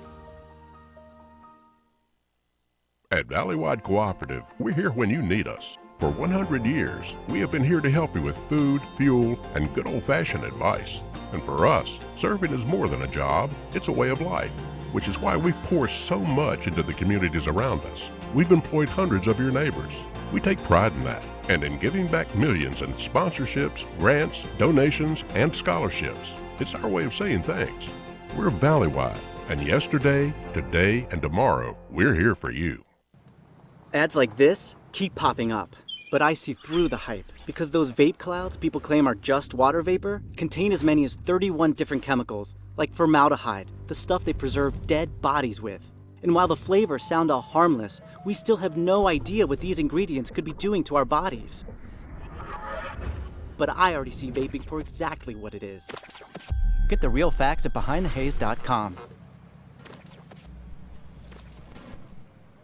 I decided to get vaccinated because I wanted to protect myself and my family and my customers from COVID-19. When I went to get my COVID-19 vaccine, it was an easy process, is readily available. Since I got vaccinated, I'm confident I'm protected against the COVID-19 virus. My life has returned to business as usual. We're Valleywide Country Store. For 100 years, we've been your #1 choice for food, fuel, farm supplies, and just about everything else you could need to get you through your day. We know you work until the job is done, and so do we. For gas on the go, or a little extra to help you get down the road, you can count on us. We are proud to employ your neighbors and to be a cornerstone of your community. We're Valleywide. Yesterday, today, and tomorrow, we're here for you. Scott here from Teton Honda in Pocatello. Our dealership operates on a no-problem philosophy that's designed to put you in charge of your next vehicle purchase. Prefer to shop online? No problem. Evenings or weekends? No problem. Need a wide range of financing and leasing options? No problem. So whether it's one of our beautiful new Hondas or just a vehicle that's new to you, at Teton Honda, we'll help you find the perfect vehicle for your needs. Experience car buying like never before at Pocatello's only No Problem dealership.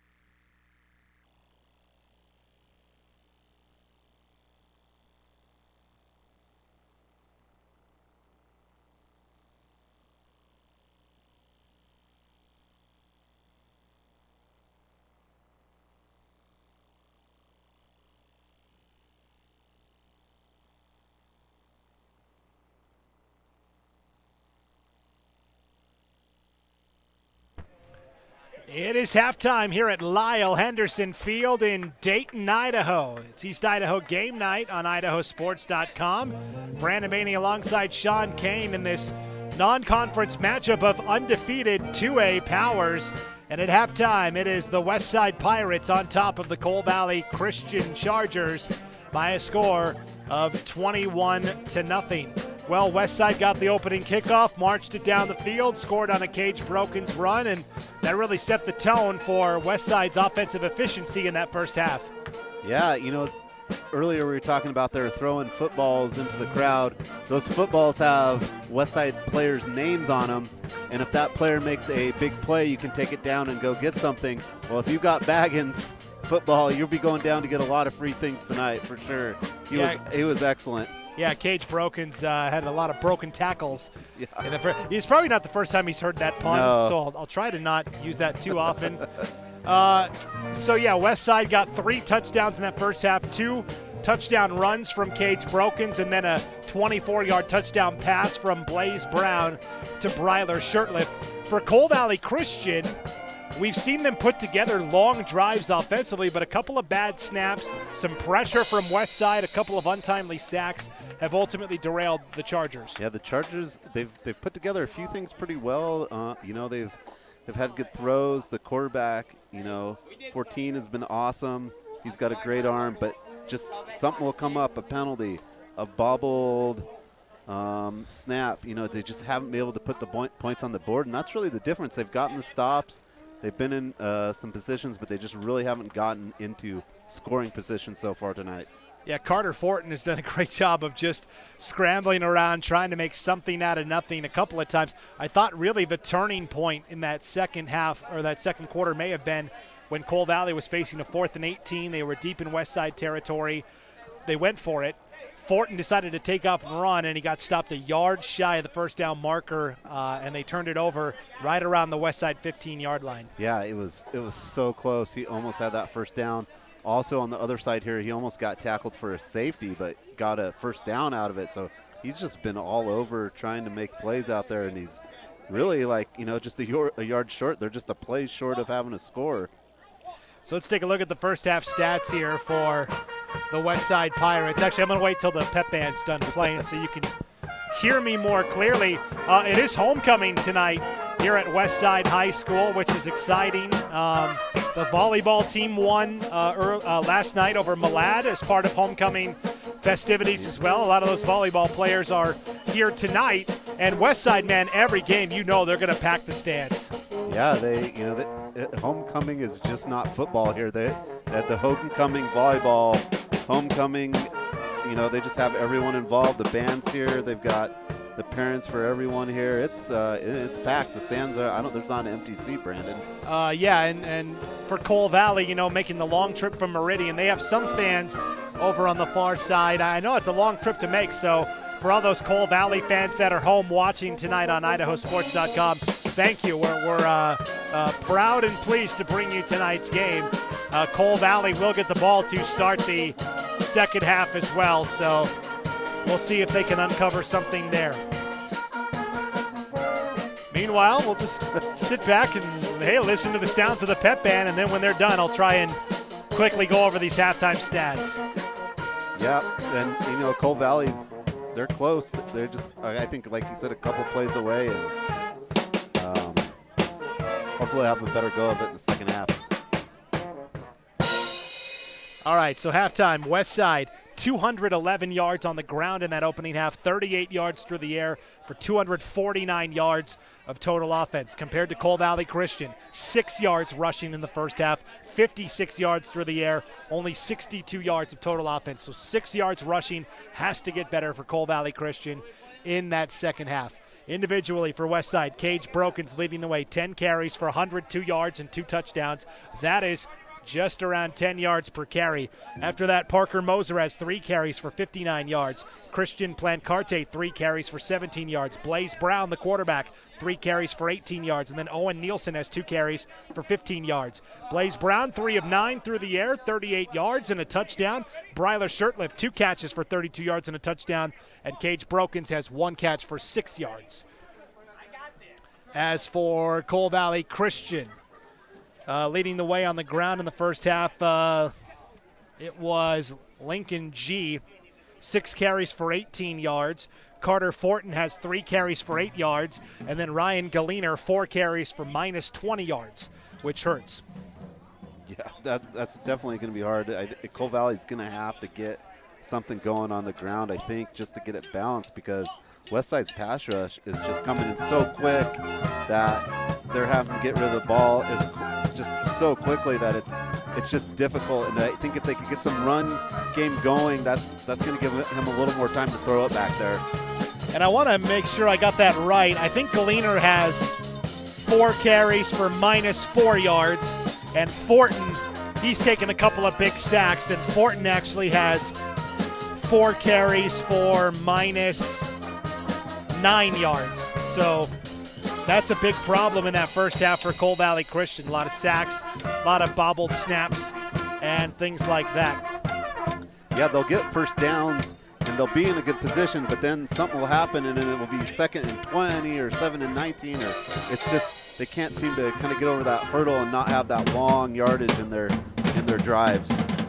It looks like Westside about ready to bust through that tape here as they run onto the field for the second half. We'll see if we can try and get some footage of that on the far side, as the Westside Pirates are getting ready to come charging out on the field in the second half, and then we'll get you the Cole Valley passing statistics as well. And the big sign says, "Beware, you are now entering pirate territory," and there it is.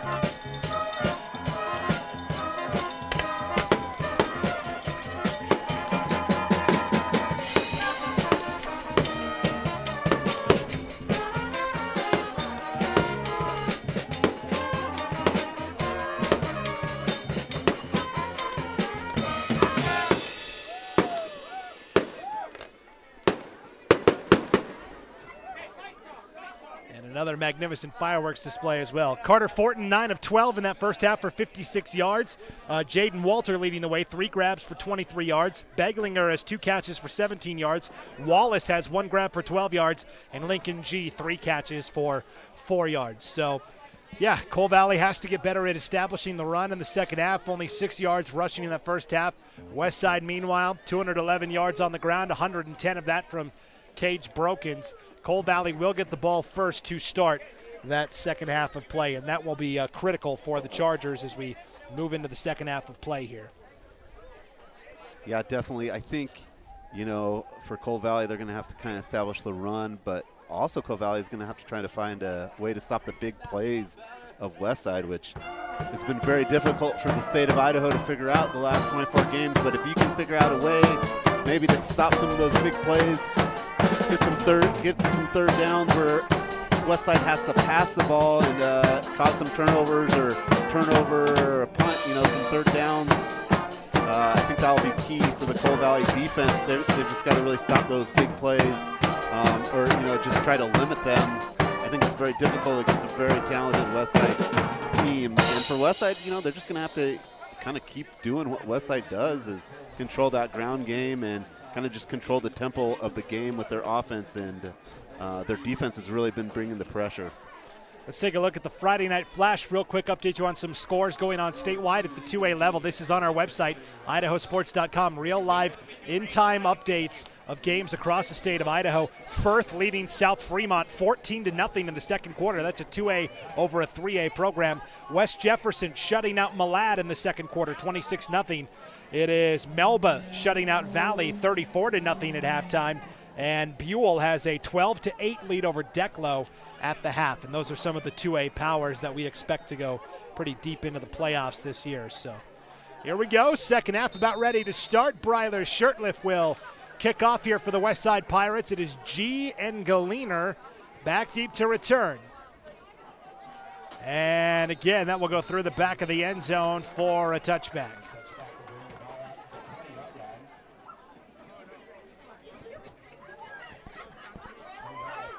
So we talked about Cole Valley Christian down 21-0, and probably, I don't know, the way Westside can chew up the clock, I think this is probably a must-score possession here, Sean. Yeah, I mean, at least get it on the other side of the field, but definitely they need to get some points here. Or, like you said, Westside just controls the ball so well. It's very hard to come from behind against Westside. You've got to keep the game close. So it'll be 1st and 10 here for the Chargers from their own 20. They will start with a run by Galliner. And Galliner is only able to pick up a couple. It'll be 2nd down and 8 here for Cole Valley Christian. Westside's really good at closing down the ends there. They're really good at making sure the edge closes and not giving Galena that chance to. It looks like he has really good speed, but he's just not able to get open for it. So 2nd down and 8 for Cole Valley from their own 22-yard line. Trailing 21-0. Carter Fortin will operate out of the pistol formation here. It's going to be an option play. Left side pitch out to Galliner. Trying to make one man miss in the open field. He does. He gets to the edge. And Galliner is able to pick up about 5. It'll be 3rd and short now for Cole Valley. He met Carson Chugg one-on-one in the open field, and Galliner was able to get the shake on him. Yeah, Galena's got some good moves. Also, though, again, that pitch was bobbled a little bit.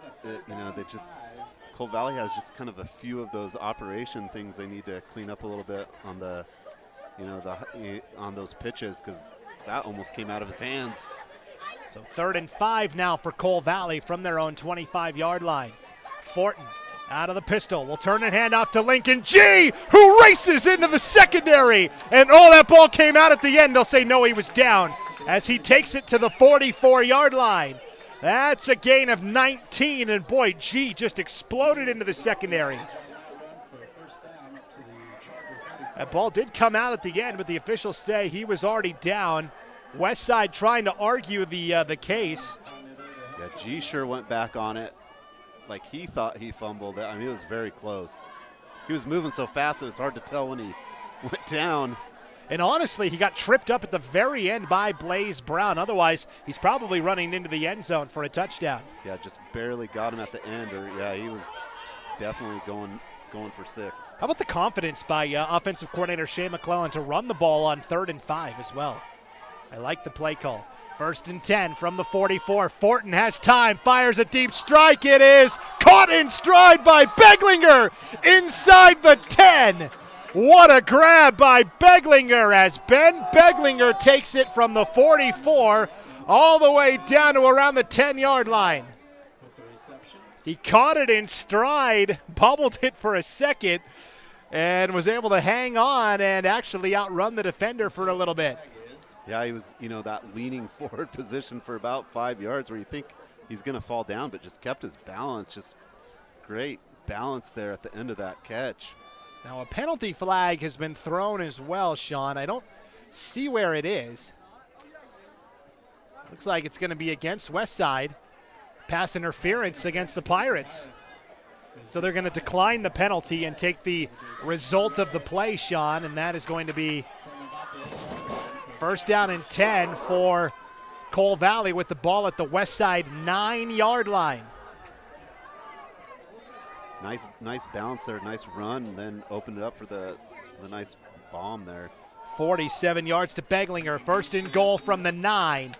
Cole Valley starts with a run that doesn't get much to it. That was Lincoln G there for 2 yards. G for 2 yards. And Henderson in on the tackle for Westside. So a gain of 2, like you said, makes it 2nd and goal now from the 7-yard line.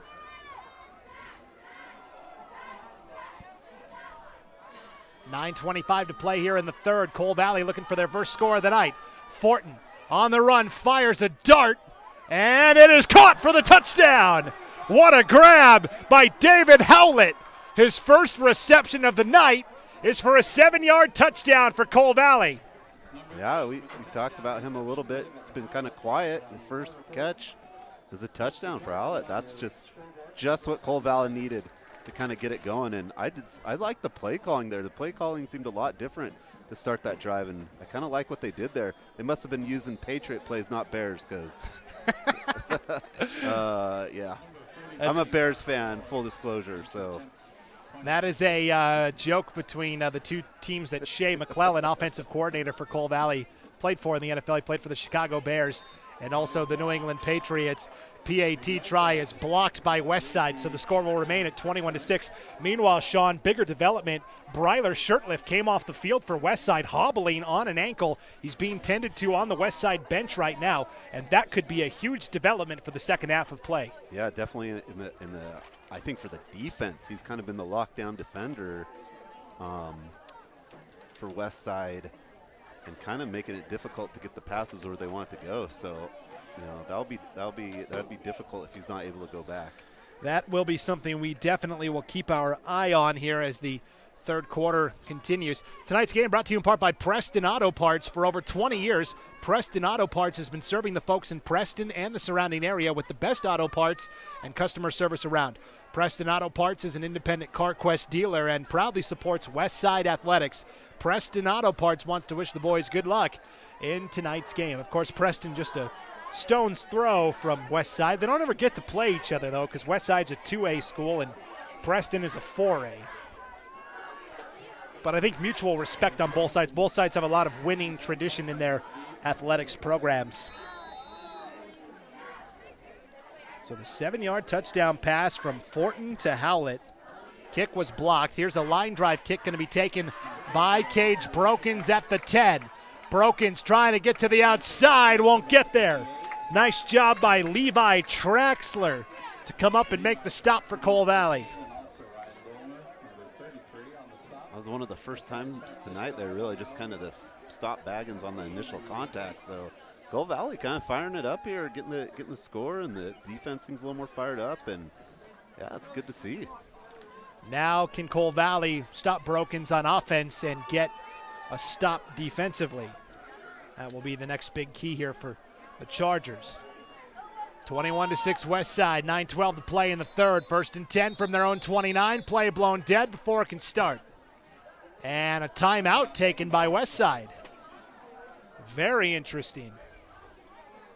I thought maybe it was going to be a false start, but that was just because they called it dead. And meanwhile, Sean, Bryler Shirtliff still being attended to on the Westside sideline. It looks like as he came off after Cole Valley scored that touchdown, came off kind of limping a little bit, kind of favoring an ankle perhaps. I'm not going to speculate too much, just to let you know that he's not out there, which I think takes away one dimension of Westside's passing game, because when Shirtliff is out there, you have to at least keep the defense honest with the pass. But if he isn't out there, it's a lot easier to sell out against the run. And yeah, he's usually maybe just that lone receiver up there at the line for Westside. And I think when they lined up just there before the timeout, they didn't have any receiver out, and now they've got someone out there. Yeah, it's a Carson Chugg. Yep. Who's out there at the top of your screen, lined up as the wide receiver out there. So out of the timeout, 1st and 10 for Westside. Brown under center out of that wing T. They will hand off to Brokens off the right side. Brokens will take it across the 35. And it's going to be 2nd and short here for the Pirates. Gain of 9 for Cage Brokens. 8:50 to play in the third. 21-6. Westside on top of Cole Valley. Both of these teams 3-0. Entering tonight's ballgame, Westside on a 24-game winning streak, the longest in the state of Idaho. This is Parker Moser on the carry this time across the 45 to the 46. That's a gain of 9 and a first down for Westside. I think that's what makes Westside so difficult, even though maybe their best receiver's out. It's really not slowing down this wing T offense at all, because they have 2 different running backs, even maybe a third guy that can run it, and it's very difficult to stop.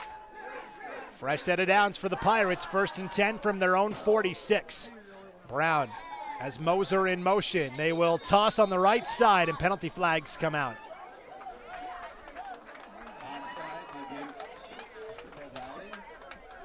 I've noticed, Sean, it's going to be against Cole Valley, encroachment against the Chargers. I've noticed when they bring that wing back in motion, he will tap the butt of Blaze Brown at quarterback. And I haven't figured out yet if it's to indicate which side they should run to or if it's just him letting them know, hey, I'm past you now, you can snap it. Yeah, it's usually. It will hand off to Plancarte off the right side this time. Plancarte trying to break into the secondary, brought down at the last moment by Lakota Steele. He has been all over tonight for Cole Valley. However, it is enough for a first down. It's an 11-yard gain by Plancarte. I think Plancarte is the guy in motion a lot too. He's the one hitting him a lot, if I'm not mistaken. Yes. And so it's been Plancarte mostly, and then Parker Moser a couple of times. So they've moved Cage Brokens away from that wingback position. He's lined up as the fullback. It's a play action fake. Brown setting up, going deep, looking for Henderson. It's hauled in and caught for the West Side touchdown. Parker Henderson, a 42-yard dime from Blaze Brown.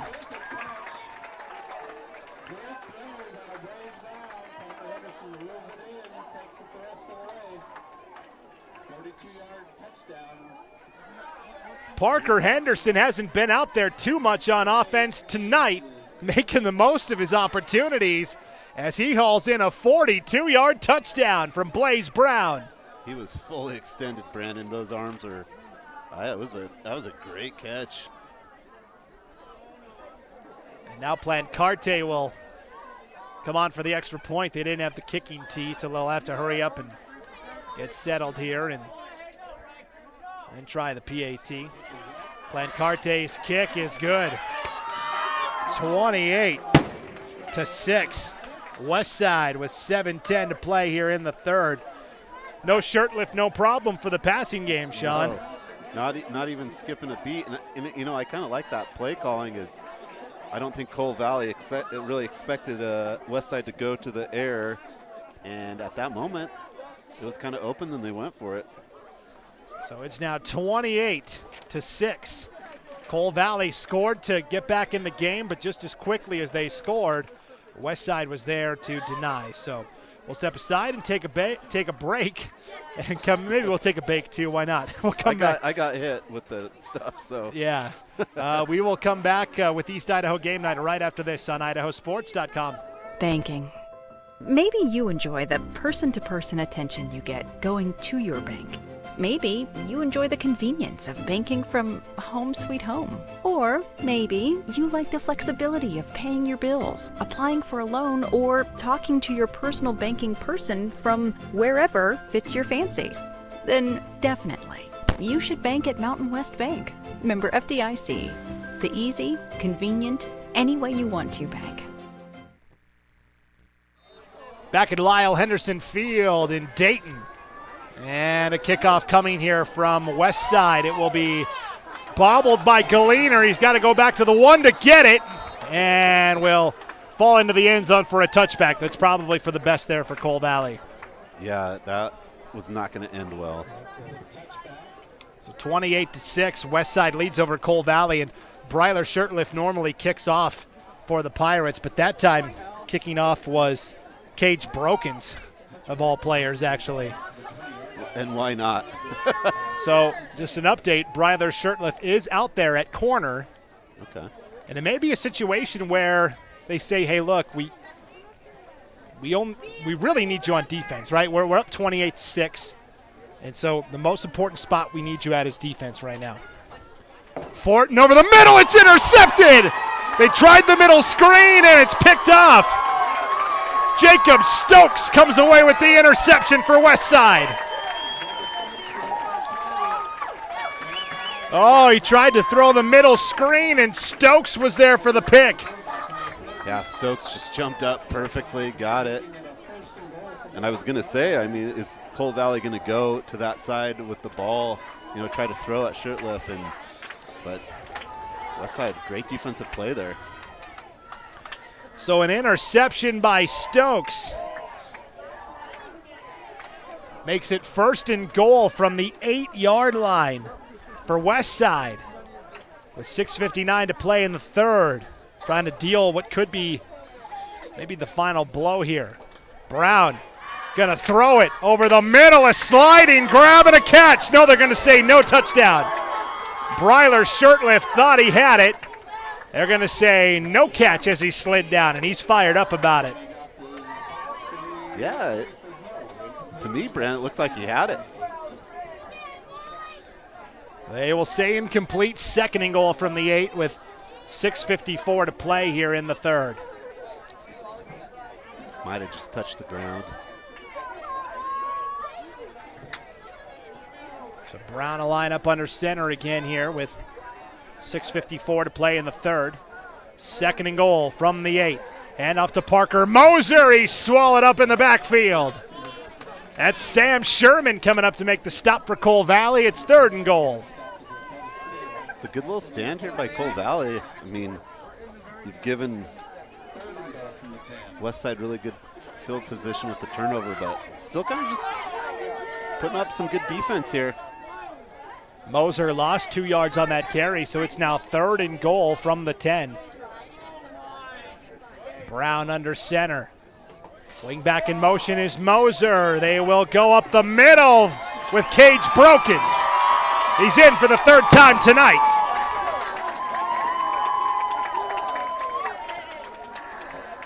A 10-yard touchdown run for Cage Brokens. And with 6:15 to go, Westside leading 34-6, Sean. This is going to be a tough comeback attempt for Cole Valley. Yeah, just for how well Westside's defense is firing right now, it's just hard. Because you know Cole Valley is going to try to have to move the ball, try to go for some big plays on the passing, but Westside's defense is really, for how much the offense has scored, the defense has really just come up big. So Westside scores touchdowns a minute apart thanks to the interception by Jacob Stokes inside the 20-yard line. And so Cage Brokens has found the end zone for the third time tonight. As the PAT by Plancarte was missed for the first time tonight to make it 34-6, the score remains. We'll try and maybe get some updates on some scores around the state on our Friday Night Flash on IdahoSports.com. Our intern Keller updating those games as they happen in real time from around the state. Last check, West Jefferson had a 26-0 lead over Malad. Firth with a 21-0 lead over South Fremont. South Fremont's a 3A team that made the semifinals last year, and Firth shutting them out at halftime. Of course, Westside knows how good Firth is from that season-opening 26-20 win in overtime. Melba leading Valley 34-0 in the second quarter. And it was Buell over Declo at halftime, 12-8. Here's the kickoff. Cage Brokens going to do it again. It will be bobbled by G. He'll take it out at the 1. He's got a lot of work to do. G brought down shy of the 20. And Cole Valley, just a lot of bobbles. I think we've said the word bobble more too many times for them, and just it was kind of that deal. He looked up before he grabbed the ball and just bobbled a little bit, but still got some positive yardage, but still a tough position to be in for Cole Valley. Well, you've gone from Shirtliff, who pretty routinely gets him into the end zone for touchbacks, now to Brokens, who is more of a directional kicker. Doesn't have quite the leg that Shirtliff does. First and 10 for Cole Valley from the 20. Handoff to Galiner. And Galiner going nowhere. Smoked out in the backfield. And in on the stop that time, Parker Henderson and Owen Nielsen for Westside. So Galiner loses 5, and it's 2nd and 15. Yeah, just blowing up in the backfield there for a loss of 5.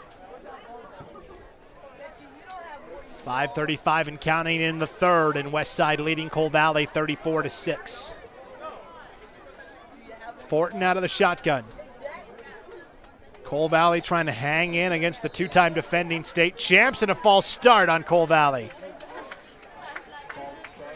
I'm wondering if it was maybe the slot receiver that time. It kind of looked like where they were pointing, but can't ever be too certain. Yeah, it looked like that receiver out wide there. But now you're talking about 2nd and 20, Sean, from your own 10-yard line. This is kind of the danger zone again for Cole Valley. Yeah, you know Westside's going to bring the pressure. I think you just got to look to get those quick short passes or, anything just quick. Fortin quickly slinging it over the middle to Beglinger. Makes the catch across the 15 to about the 16-yard line. It'll still be 3rd and long here for Cole Valley. Definitely has a cannon on him. He's got a great arm. And when he has time to throw, he's proven to be an adept passer. I like that play. That was quick. He got it out, got the ball out quick, didn't let the West Side defensive line get in and really cause any problems. 3rd and 12. Fortin gunning it deep, looking for, it was in and out of the hands of Lakota Steele. He bobbled it. I thought he dropped it, and then as he fell to his backside, he had a chance to secure it. It ends up falling incomplete. How about Fortin taking the shot on double coverage, and Steele almost came up with it. Yeah, super close there, Lakota Steele. And he's been on both sides of the ball and evolved a lot tonight. Just couldn't quite hold on coming down. So Cole Valley going to punt here. It'll be Beglinger. He's had a lot of good kicks tonight. Low snap. Gets off a good line drive kick taken by Bryler Shirtliff at the 50. And Shirtliff will be tackled almost immediately by Levi Traxler. Flag on the play. And we'll see what the call is here. We're at the 4:16 mark of this 3rd quarter. And Westside leading 34-6.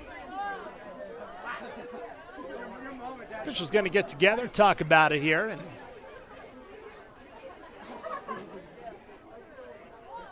looks like it's going to be against Westside, holding, or a block in the back actually against the Pirates.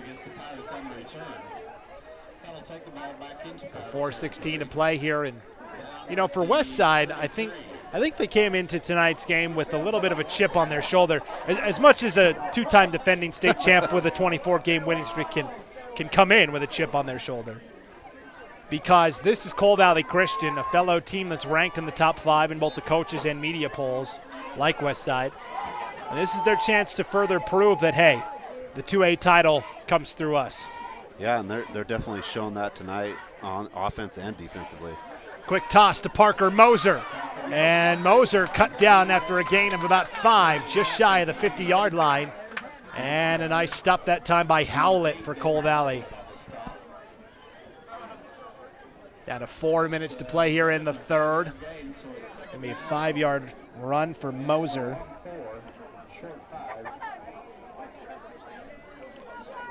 And Westside, they've got a nice lead here, but they don't seem like they're slowing down this offense at all. Brown has Plancarte in motion. It's going to be a play action. Has time, fires too high, incomplete. They were trying to go to Bryler Shirtliff, and Cole Valley was bearing in on him. It's now 3rd and 5. Cole Valley is just so close to just stopping Westside, and they've come up with some good plays, and just Westside just will find one other gear or one other player to get the ball to. And that's kind of been their story tonight. Is Westside, we've talked about a lot of names, but they'll find another name to get the ball to. It's a cast of many characters here for Westside. They will hand off the right side to Plancarte, and Plancarte will have enough for the first down. They needed 5, he got 7.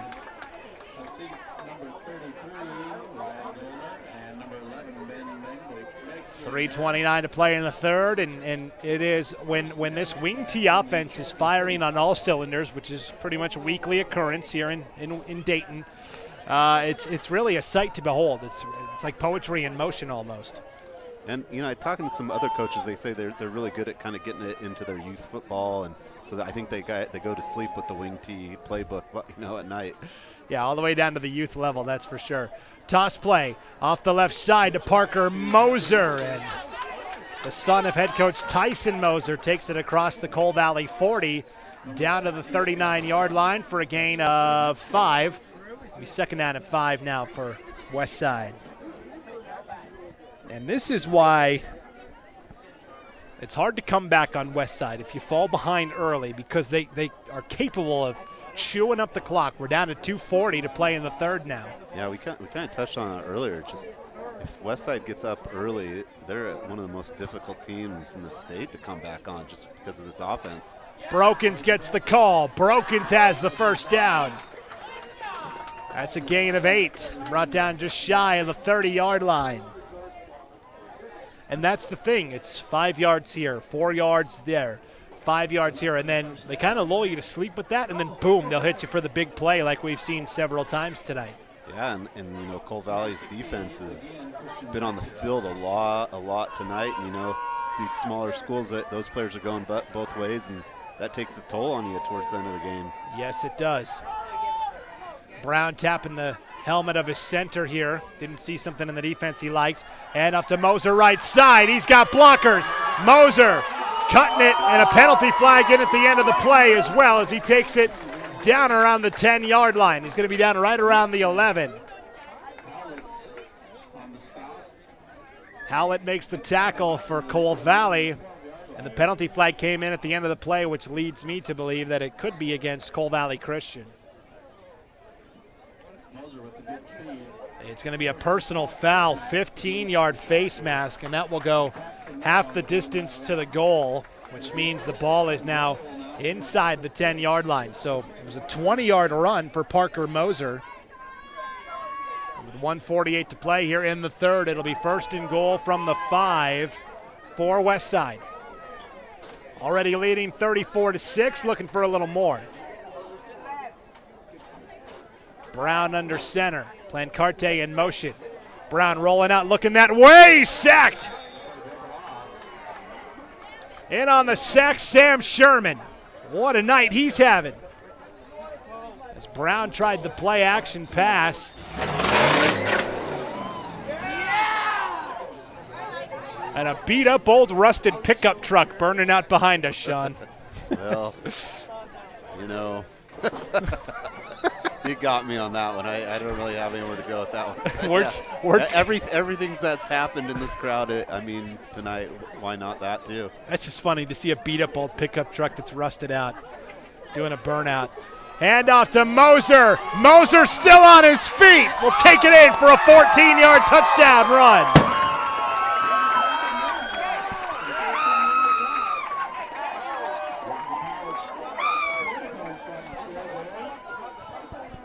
So Parker Moser gets in on the fun. And it's now 40-6 West Side. And Parker Moser, he is quick. He's got just some flat-out speed. If he gets any sort of little room, he's just gone. I mean, you can tell that he's kind of the future of the program, right? When Cage Brokens graduates after this season. You can easily see Moser sliding right into that slot, and Plancarte is a junior as well. So, yeah, I mean, you think about it, hey, it's going to be nice that Brown and Shirtliff and Brokens are yeah, well, I got bad news for you. Moser's back, Plancarte's back. I mean, there's no stop in sight as Plancarte's PAT is through, and it's now 41-6 West Side. No lack of running backs here at West Side. So that was Moser's first touchdown run.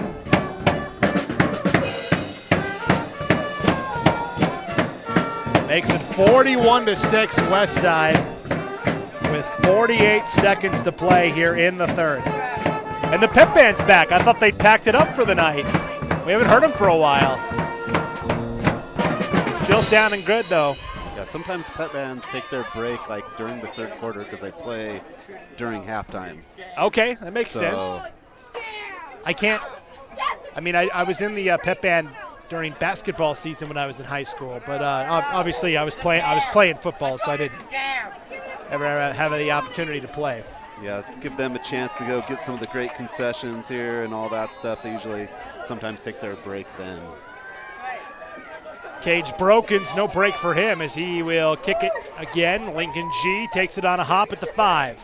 G trying to get to the 20, just beyond. And that ball almost came out on a big hit delivered by West Side. Whew, coming up to make the pop that time was Jackson Beckstead.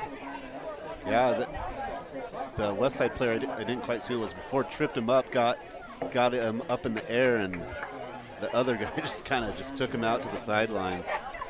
So G took it right to the 20-yard line, where it'll be 1st and 10 here for Coal Valley with 42 seconds to play in the third. And now at this point, you're just trying to get some positive plays, get some consistency, right? One play at a time. Yeah, just get those reps, get your guys some touches.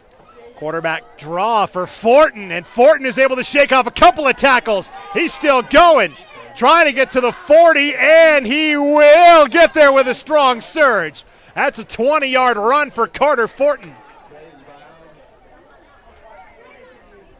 Took about 4 West Side players to take him down. He's not done. Well, you know, Fortin's a big guy, 6'2", 210. That's pretty big for a quarterback. So a 20-yard run by Carter Fortin. He says, I've had enough. I'm not throwing it. I'm not giving it to anyone else. I'm taking over. 20 seconds to play here in the third. I'm not sure we'll see Coal Valley get another playoff, trailing 41-6. We're down to 10 seconds to play in the third. Looks like they are going to try and get one more here. Fortin will line up out of a shotgun formation. 4 wide.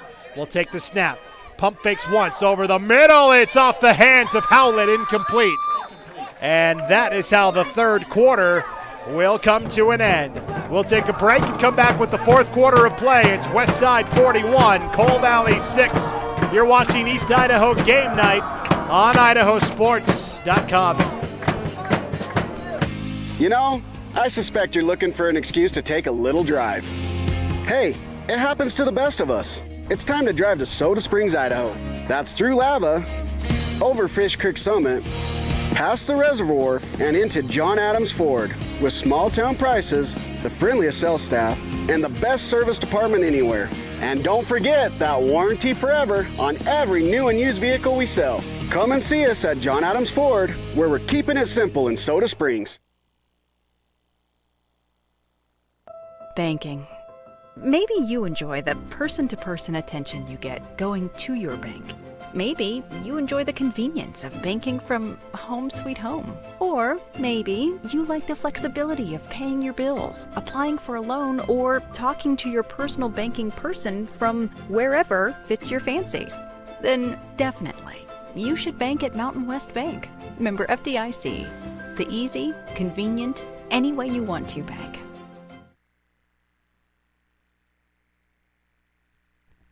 Fourth quarter will begin with another run by Carter Fortin. And Fortin will take it for a gain of about 14. So Fortin for 14 and a first down for Coal Valley. Fortin looks like he could definitely be a running back too. He puts that shoulder down, tucks that ball inside, and he runs just like any running back I've seen this year. We are into the fourth quarter now. It's 41-6 West Side over Coal Valley in this matchup of 3-0 teams. A game that could have implications across the 2A landscape. 1st and 10 for Coal Valley from the West Side 46. Fortin out of the shotgun will take the snap. Back to pass. Has time. Gonna long throw deep for Lakota Steele. And overshoots him. And again, I think West Side has that deep ball pretty well defensed. You've got Bryler Shirtliff out there, and then also with coverage, it always seems like it's double coverage, as Parker Moser was out there as well. Yeah, Lakota Steele for Coal Valley, he's a big target, and West Side's pretty much put 2 people on him at any time they've had a look. We talked about Howlett has only had 1 catch tonight. It was for that 7-yard touchdown. Coal Valley's lone scorer of the night. Lincoln G trying to run, but he's met right away. That's a great stop by Aaron McDaniel. And we've got an injured Coal Valley Christian Charger as well. Oh, and we hope he's all right. It looks like it's Jaden Walter, who has been awesome at linebacker tonight. He's been in the formation as a receiver. 3 grabs tonight for 23 yards, and we sure hope that he is all right. So while they attend to him, we will step aside for a short break here. 41-6, West Side leads Coal Valley with 11:04 to play here in the fourth quarter. You're watching East Idaho Game Night on IdahoSports.com. Ads like this keep popping up, but I see through the hype because those vape clouds people claim are just water vapor contain as many as 31 different chemicals, like formaldehyde, the stuff they preserve dead bodies with. And while the flavors sound all harmless, we still have no idea what these ingredients could be doing to our bodies. But I already see vaping for exactly what it is. Get the real facts at BehindTheHaze.com.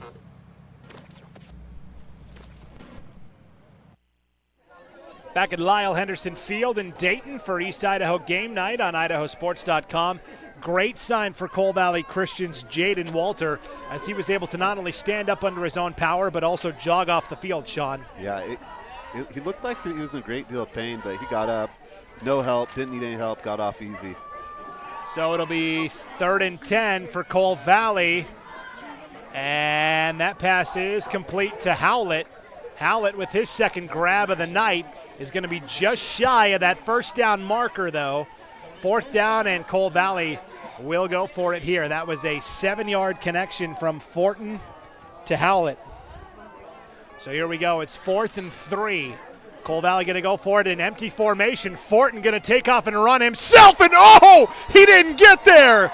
Is suplexed backwards, met at the line, and what a job by Westside. Oh, Colton Gunderson met Fortin head on and lifted him up off the ground. Now we're going to see, they may call for the measurement here because they're going to say Fortin had a little bit of forward progress. Wow, what a job by Gunderson, though, to meet him head on. Yeah, just got right in there. It looked like Cole Valley was going to get that first down easily, and Gunderson just kind of out of nowhere just stopped him. They're going to come out and measure it, and I don't think he got there. He is short. Tough break for Cole Valley. They just can't quite catch a break. Lady Luck is not on their side tonight, as that is the second time tonight that Carter Fortin has been denied by a single yard on a 4th down run. I like the play call, though. Spread 5 wide receivers and go with Fortin up the middle. But, boy, Gunderson did a fantastic job just meeting him straight on.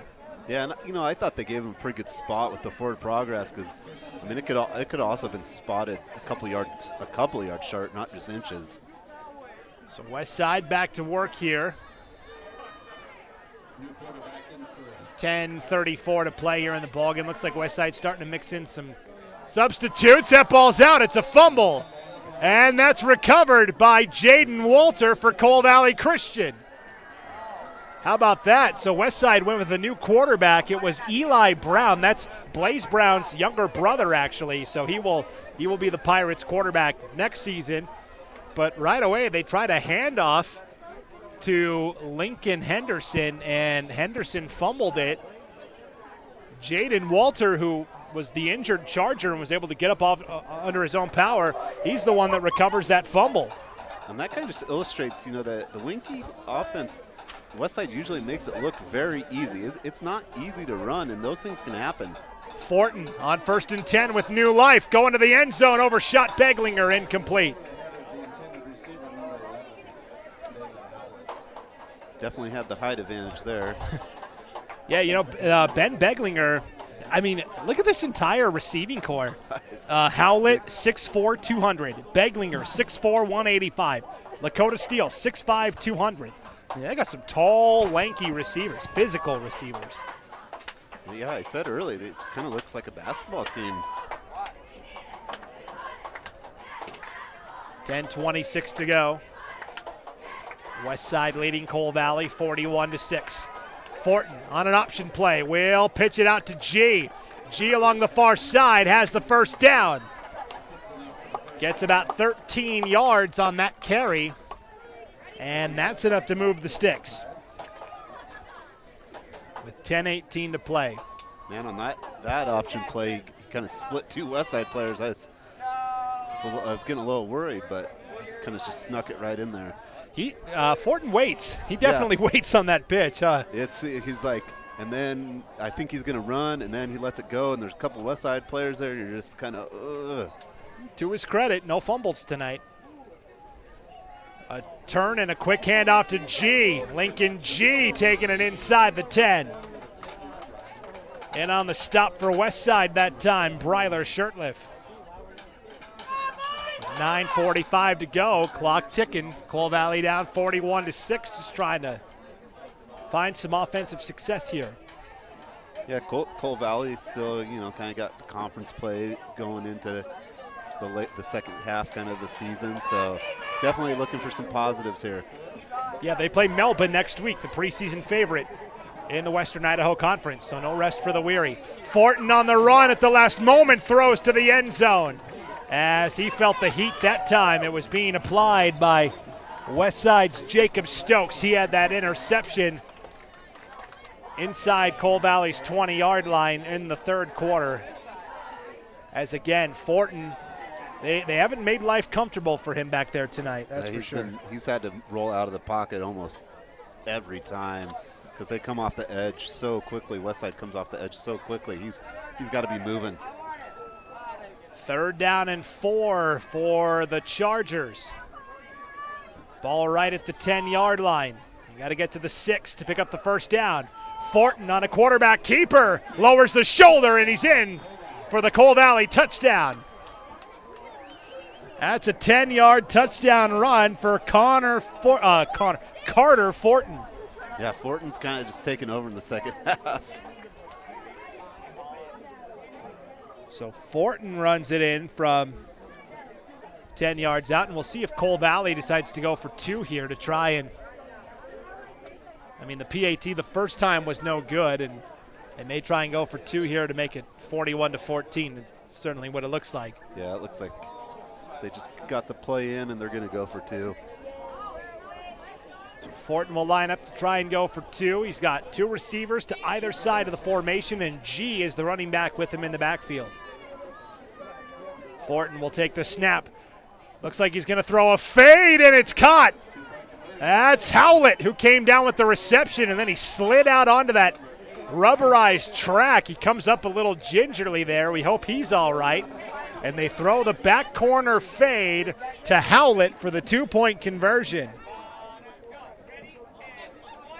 And that makes it now 41-14 with 9:15 to play, Sean. Do we see an onside kick here from Cole Valley?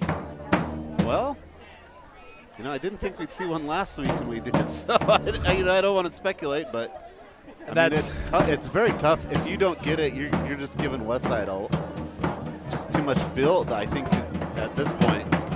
Yeah, last week we were in Shelley for the Jerome Shelley game, and Jerome finally scored in that second half, and it was kind of a similar score to where we're at now. Yeah. They tried to go for the onside kick. It backfired as Shelley returned it 60 yards for a touchdown. Yeah, so,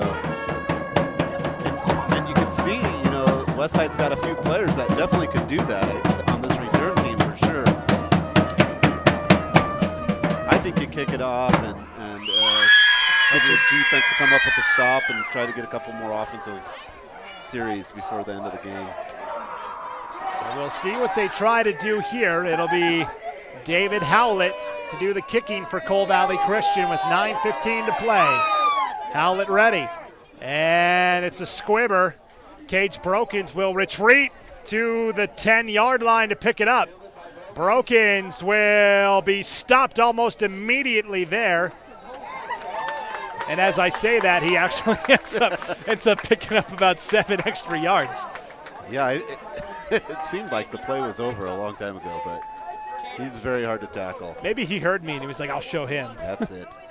So, like you said, Sean, go ahead and just boot it deep, see if your defense can get a stop here. And that was actually a really good kick. It kind of bounced off the ground a little bit and gave the time for the defense to get down and kind of cover them up. So, that was kind of the best case scenario there. So it is 1st and 10 for Westside. Ball is at their own 22-yard line. And again, Eli Brown, the new quarterback, in. A handoff to Parker Moser to start things off. And Moser takes it off the right side for a gain of 2. I'm thinking that's got to be kind of a very cool experience to have, letting your younger brother come in for you and be the quarterback. That's got to be something kind of special for, the family and everything. Like, all right, here you go, little bro. The torch has been passed for half at least. Yeah, for a quarter. Yeah. And Blaze will take it right back for sure. Blaze handing off the torch, though. I like the alliteration with the name, as this time it's a run off the right side for Lincoln Henderson. That is Henderson's second carry of the night. He had that fumble on the first one. And is able to pick up 3 yards on that carry, so it'll be 3rd down and 5 now for Westside with 8:05 to play in the ballgame. Eli Brown lines up under center as Westside has gone to the second offensive unit. It's a pitch out to Parker Moser, and Moser does appear to have enough for the first down. He needed 5, and he got 6. And, Westside, it's nice to get all the different people into play, and then maybe the rest of 2A's like, that's not fair. You should not have any more people to put in at this point, right? Well, unfortunately, that's not the way football works, Sean. I know. It's still up to the defense to try and get a stop.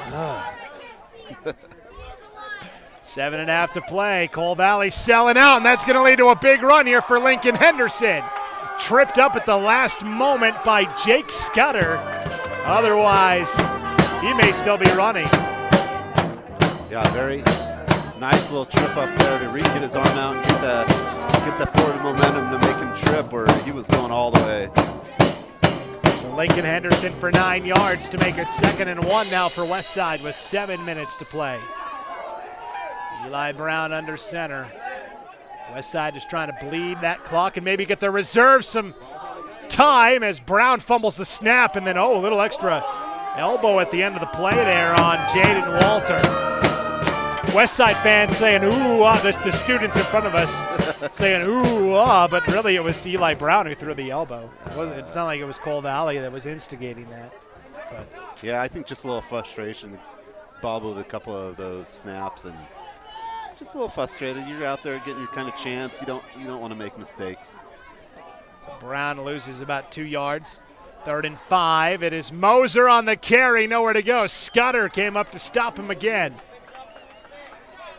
4th down, and we may finally find out who punts for Westside. we still haven't seen a punt yet tonight from the Pirates. Well, you're just saying because wasn't he all conference for kicking too? Yes, I'm trying to remember. I think he did punt last year also, but I mean, I really don't recall. But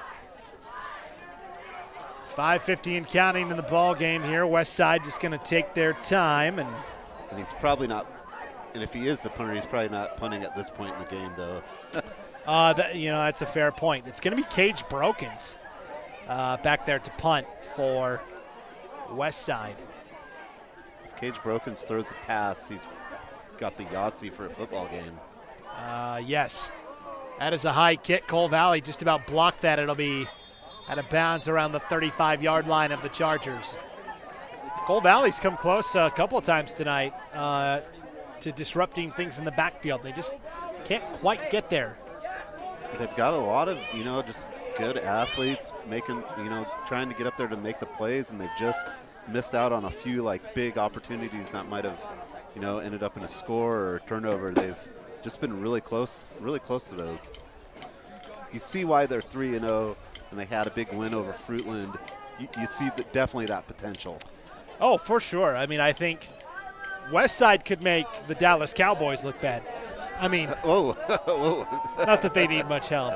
They actually, they played well, but NFL talk aside, Westside going to take a timeout here with 5:21 to play. Yeah, Westside makes a lot of teams look bad. I mean, they have beaten 3A opponents in back-to-back weeks, Snake River and Marsh Valley. Those are two teams that are going to be in the 3A playoffs.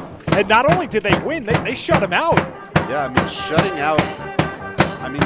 out a team in general is just a big deal, and then also to do it against a bigger sized school is just really showing how well your defense is. And I read an article, you know, and the coach Moser of Westside was just talking about how that's what they want to do. They want to control the game with the defense. They want the time of possession. They want to hold teams to these low yardage. And I mean, for the most part, they've really held Coal Valley to. I mean, Coal Valley's gotten some yards, but they've really held them.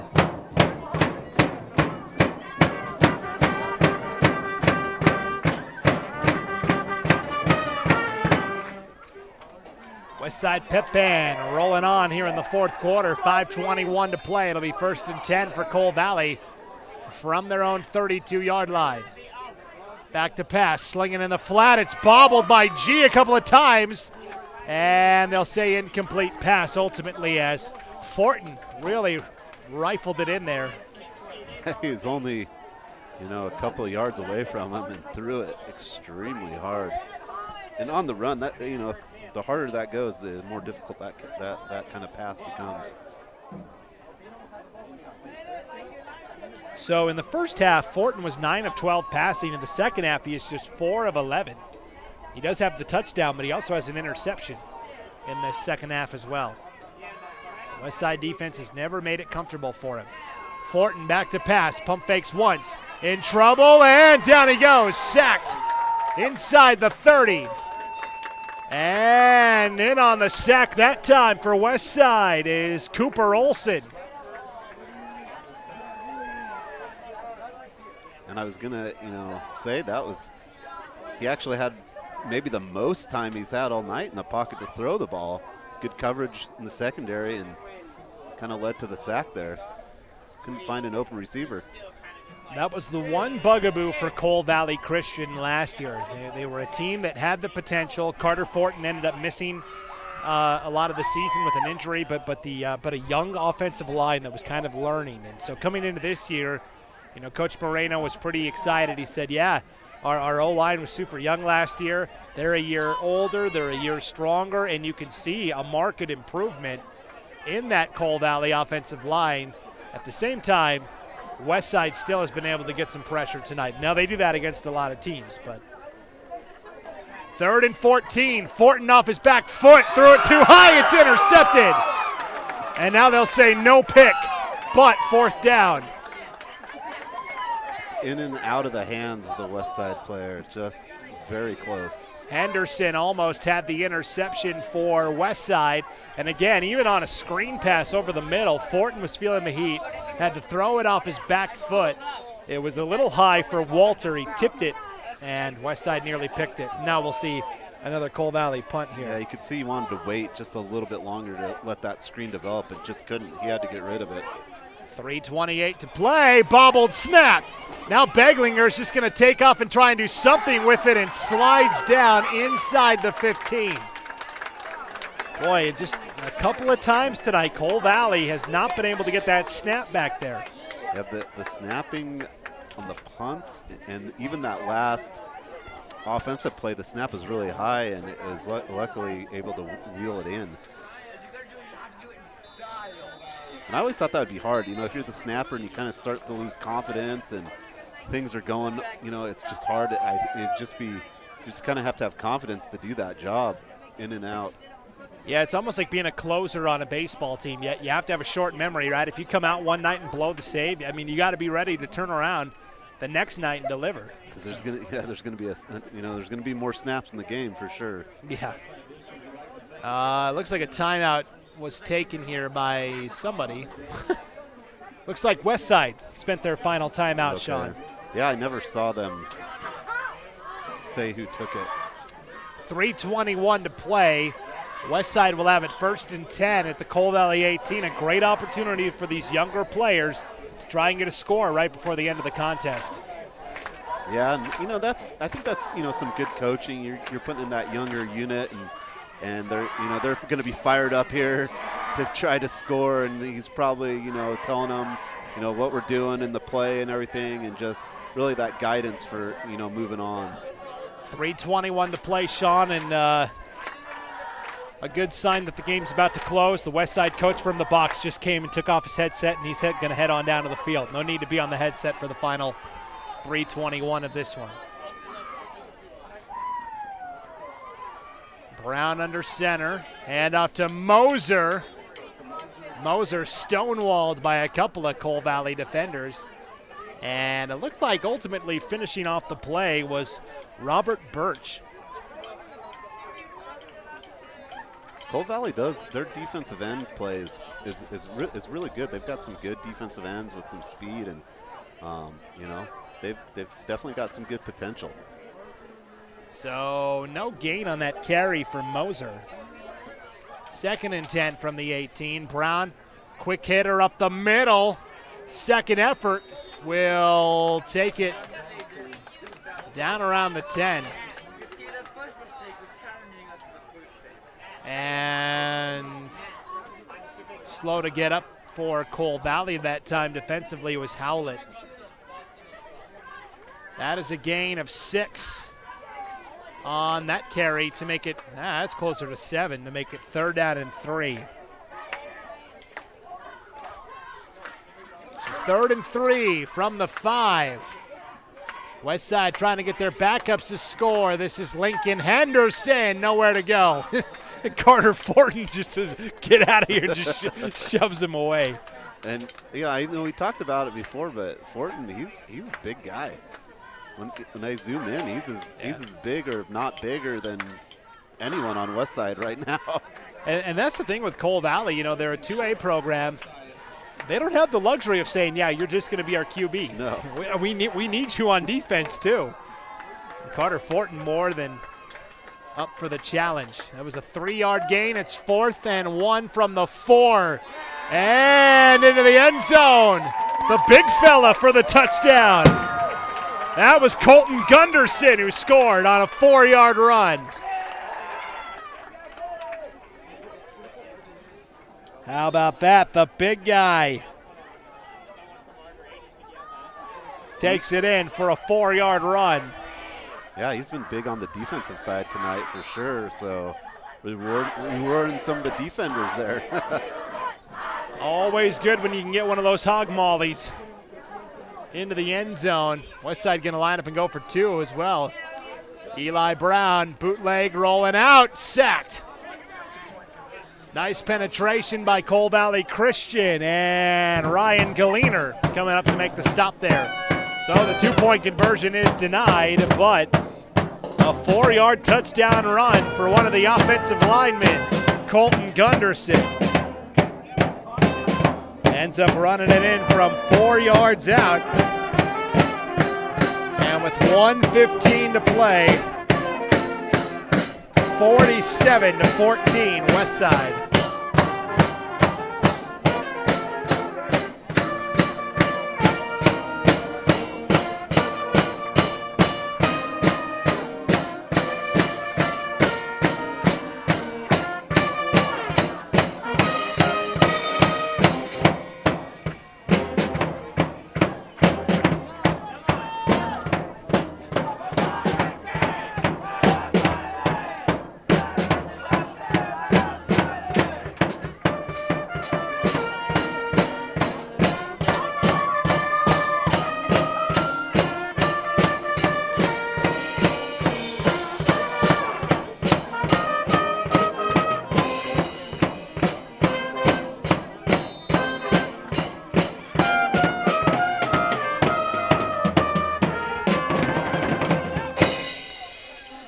Pepe got that one off just in time for the kickoff. It is, oh boy, bobbled a couple of times.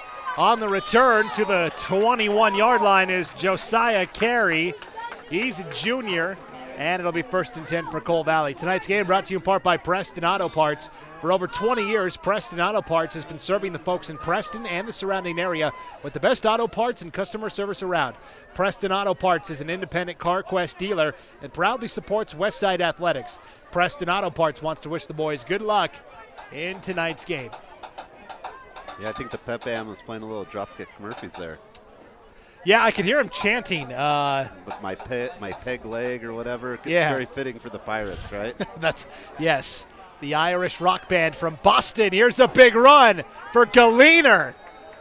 And after being bottled up all night, Galliner finally with a big run to the 45. Carter Fortin continues to be out there for Cole Valley Christian. We're inside 50 seconds to play now, and it's 47-14 West Side.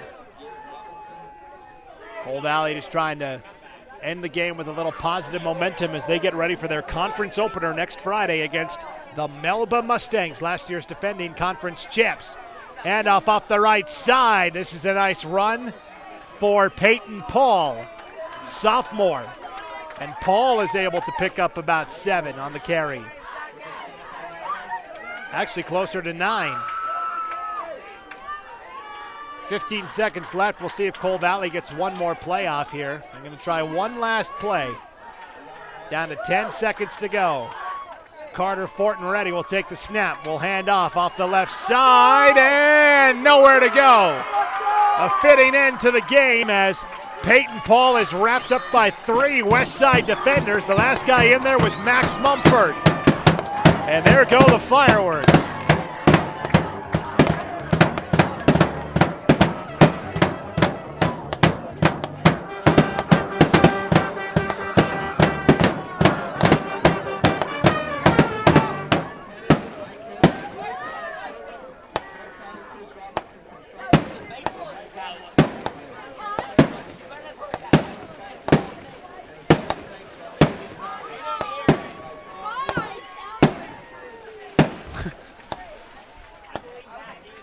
Holy smokes.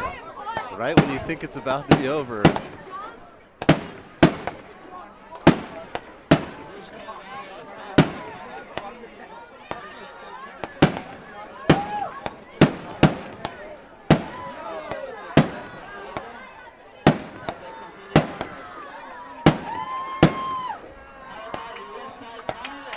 Wow.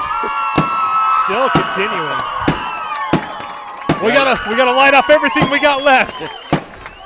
Yeah, I can't quite get it because the press box is kind of blocking it out, but they're not small fireworks. No. They're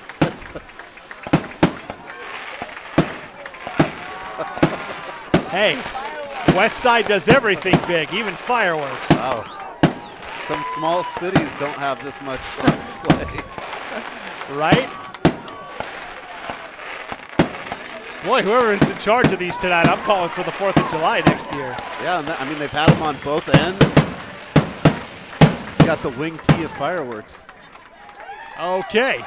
Well, I wasn't going to try and talk over that, so we might as well let everybody revel in the greatness that was the game. So, West Side defeats Cole Valley 47-14 the final. We'll be back with the IdahoSports.com postgame show right after this break on IdahoSports.com. Planning for back to school. That's why I got my kids vaccinated for COVID-19, so they can be protected from COVID when they're back in the classroom. Kids 12 and older can get vaccinated. The vaccines have been researched and tested. They're safe and they work. Getting vaccinated was quick and easy. You can walk into a pharmacy to get one. We got our COVID-19 vaccine, and I hope everyone will choose to get vaccinated too. Get a free COVID-19 vaccine today. Find a location near you at covidvaccine.idaho.gov. Lead the charge into a brighter future with the all-new 2022 Volkswagen ID4. With an EPA estimated range of 250 miles, the ID4 knows how to go the distance. It's an electric SUV that's as fun to drive as it is stylish and functional. You don't have to sacrifice good looks for great performance. So stop by our dealership today and jumpstart your year with the Volkswagen ID4. Teton Volkswagen, where it's always no problem to buy and service your vehicle. At Valleywide Cooperative, we're here when you need us. For 100 years, we have been here to help you with food, fuel, and good old-fashioned advice. And for us, serving is more than a job, it's a way of life, which is why we pour so much into the communities around us. We've employed hundreds of your neighbors. We take pride in that, and in giving back millions in sponsorships, grants, donations, and scholarships. It's our way of saying thanks. We're Valleywide, and yesterday, today, and tomorrow, we're here for you. Ads like this keep popping up, but I see through the hype because those vape clouds people claim are just water vapor contain as many as 31 different chemicals, like formaldehyde, the stuff they preserve dead bodies with. And while the flavors sound all harmless, we still have no idea what these ingredients could be doing to our bodies. but I already see vaping for exactly what it is. Get the real facts at BehindTheHaze.com. I decided to get vaccinated because I wanted to protect myself and my family and my customers from COVID-19. When I went to get my COVID-19 vaccine, it was an easy process, is readily available. Since I got vaccinated, I'm confident I'm protected against the COVID-19 virus. My life has returned to business as usual. We're a valley-wide country store. For 100 years, we've been your #1 choice for food, fuel, farm supplies, and just about everything else you could need to get you through your day. We know you work until the job is done, and so do we. For gas on the go, or a little extra to help you get down the road, you can count on us. We are proud to employ your neighbors and to be a cornerstone of your community. We're valley-wide. Yesterday, today, and tomorrow, we're here for you. Scott here from Teton Honda in Pocatello. Our dealership operates on a no-problem philosophy that's designed to put you in charge of your next vehicle purchase. Prefer to shop online? No problem. Evenings or weekends? No problem. Need a wide range of financing and leasing options? No problem. So whether it's one of our beautiful new Hondas or just a vehicle that's new to you, at Teton Honda, we'll help you find the perfect vehicle for your needs. Experience car buying like never before at Pocatello's only No Problem dealership.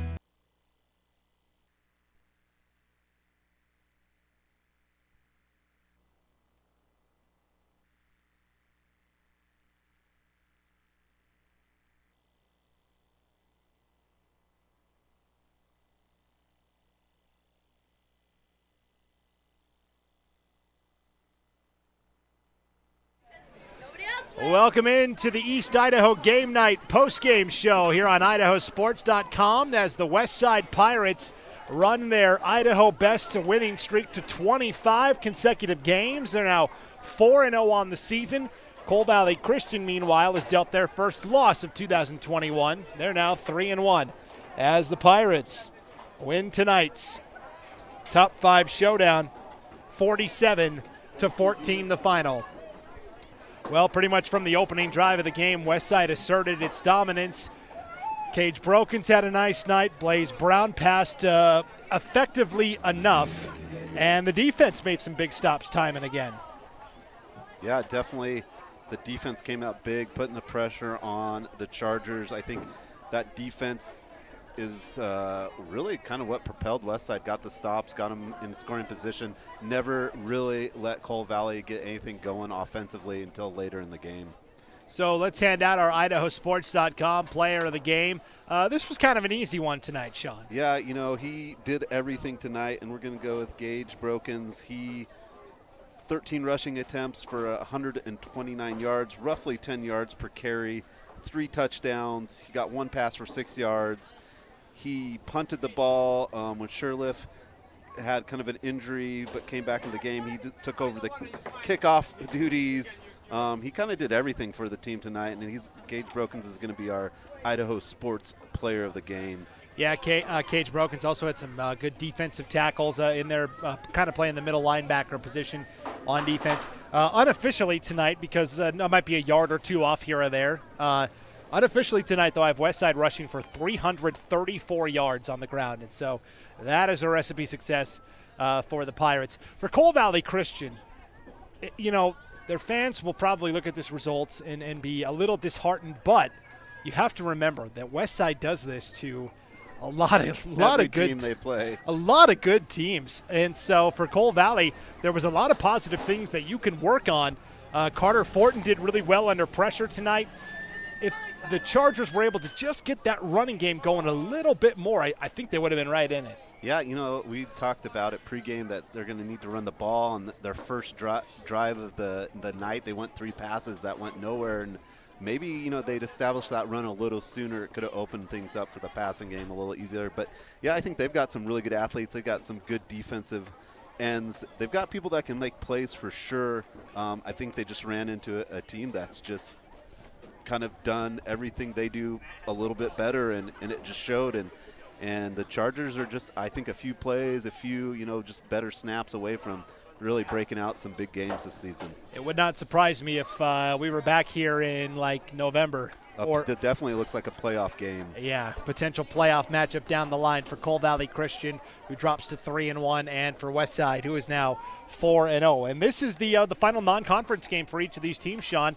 Both of these teams will dive into conference play next weekend for the rest of the season. For Westside, they will be here at home against Bear Lake, a good quality opponent. They only beat Bear Lake last year 7-0, so it was kind of a close game for Westside. We'll see what they can do against Bear Lake here in their conference opener next Friday night.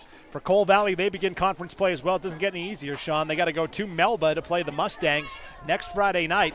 They were the preseason favorite in the WIC, the Western Idaho Conference. They were also last year's defending conference champs. So Coal Valley, all that matters is winning that conference. You have to think about we're 0-0 now, and a great opportunity to take out a big target in Melba right away. So that's what lies ahead for both of those teams. As for us, East Idaho game night on IdahoSports.com.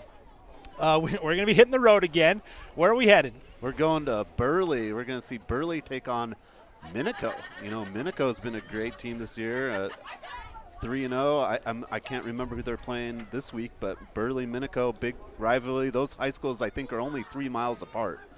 Yes, so Minico is traveling to Mountain Home tonight to so we'll probably catch that later. Open their conference. But yeah, I think someone said it's like one of the closest high schools, like for being 2 different school districts and everything. They're only like 3 miles actually apart. So yeah, great rivalry.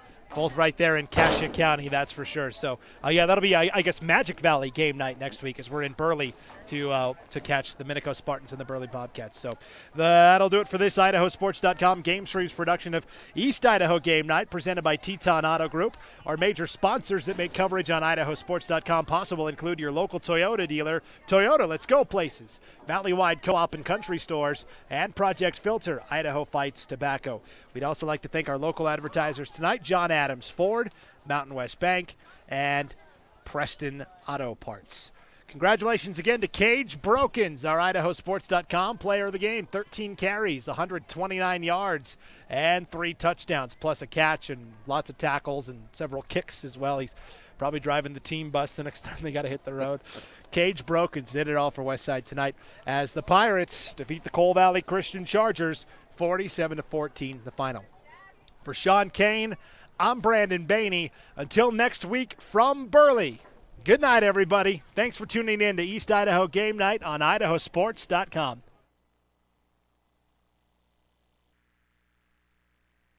This has been a presentation of IdahoSports.com Game Streams. This broadcast is copyrighted to IdahoSports.com. Any rebroadcast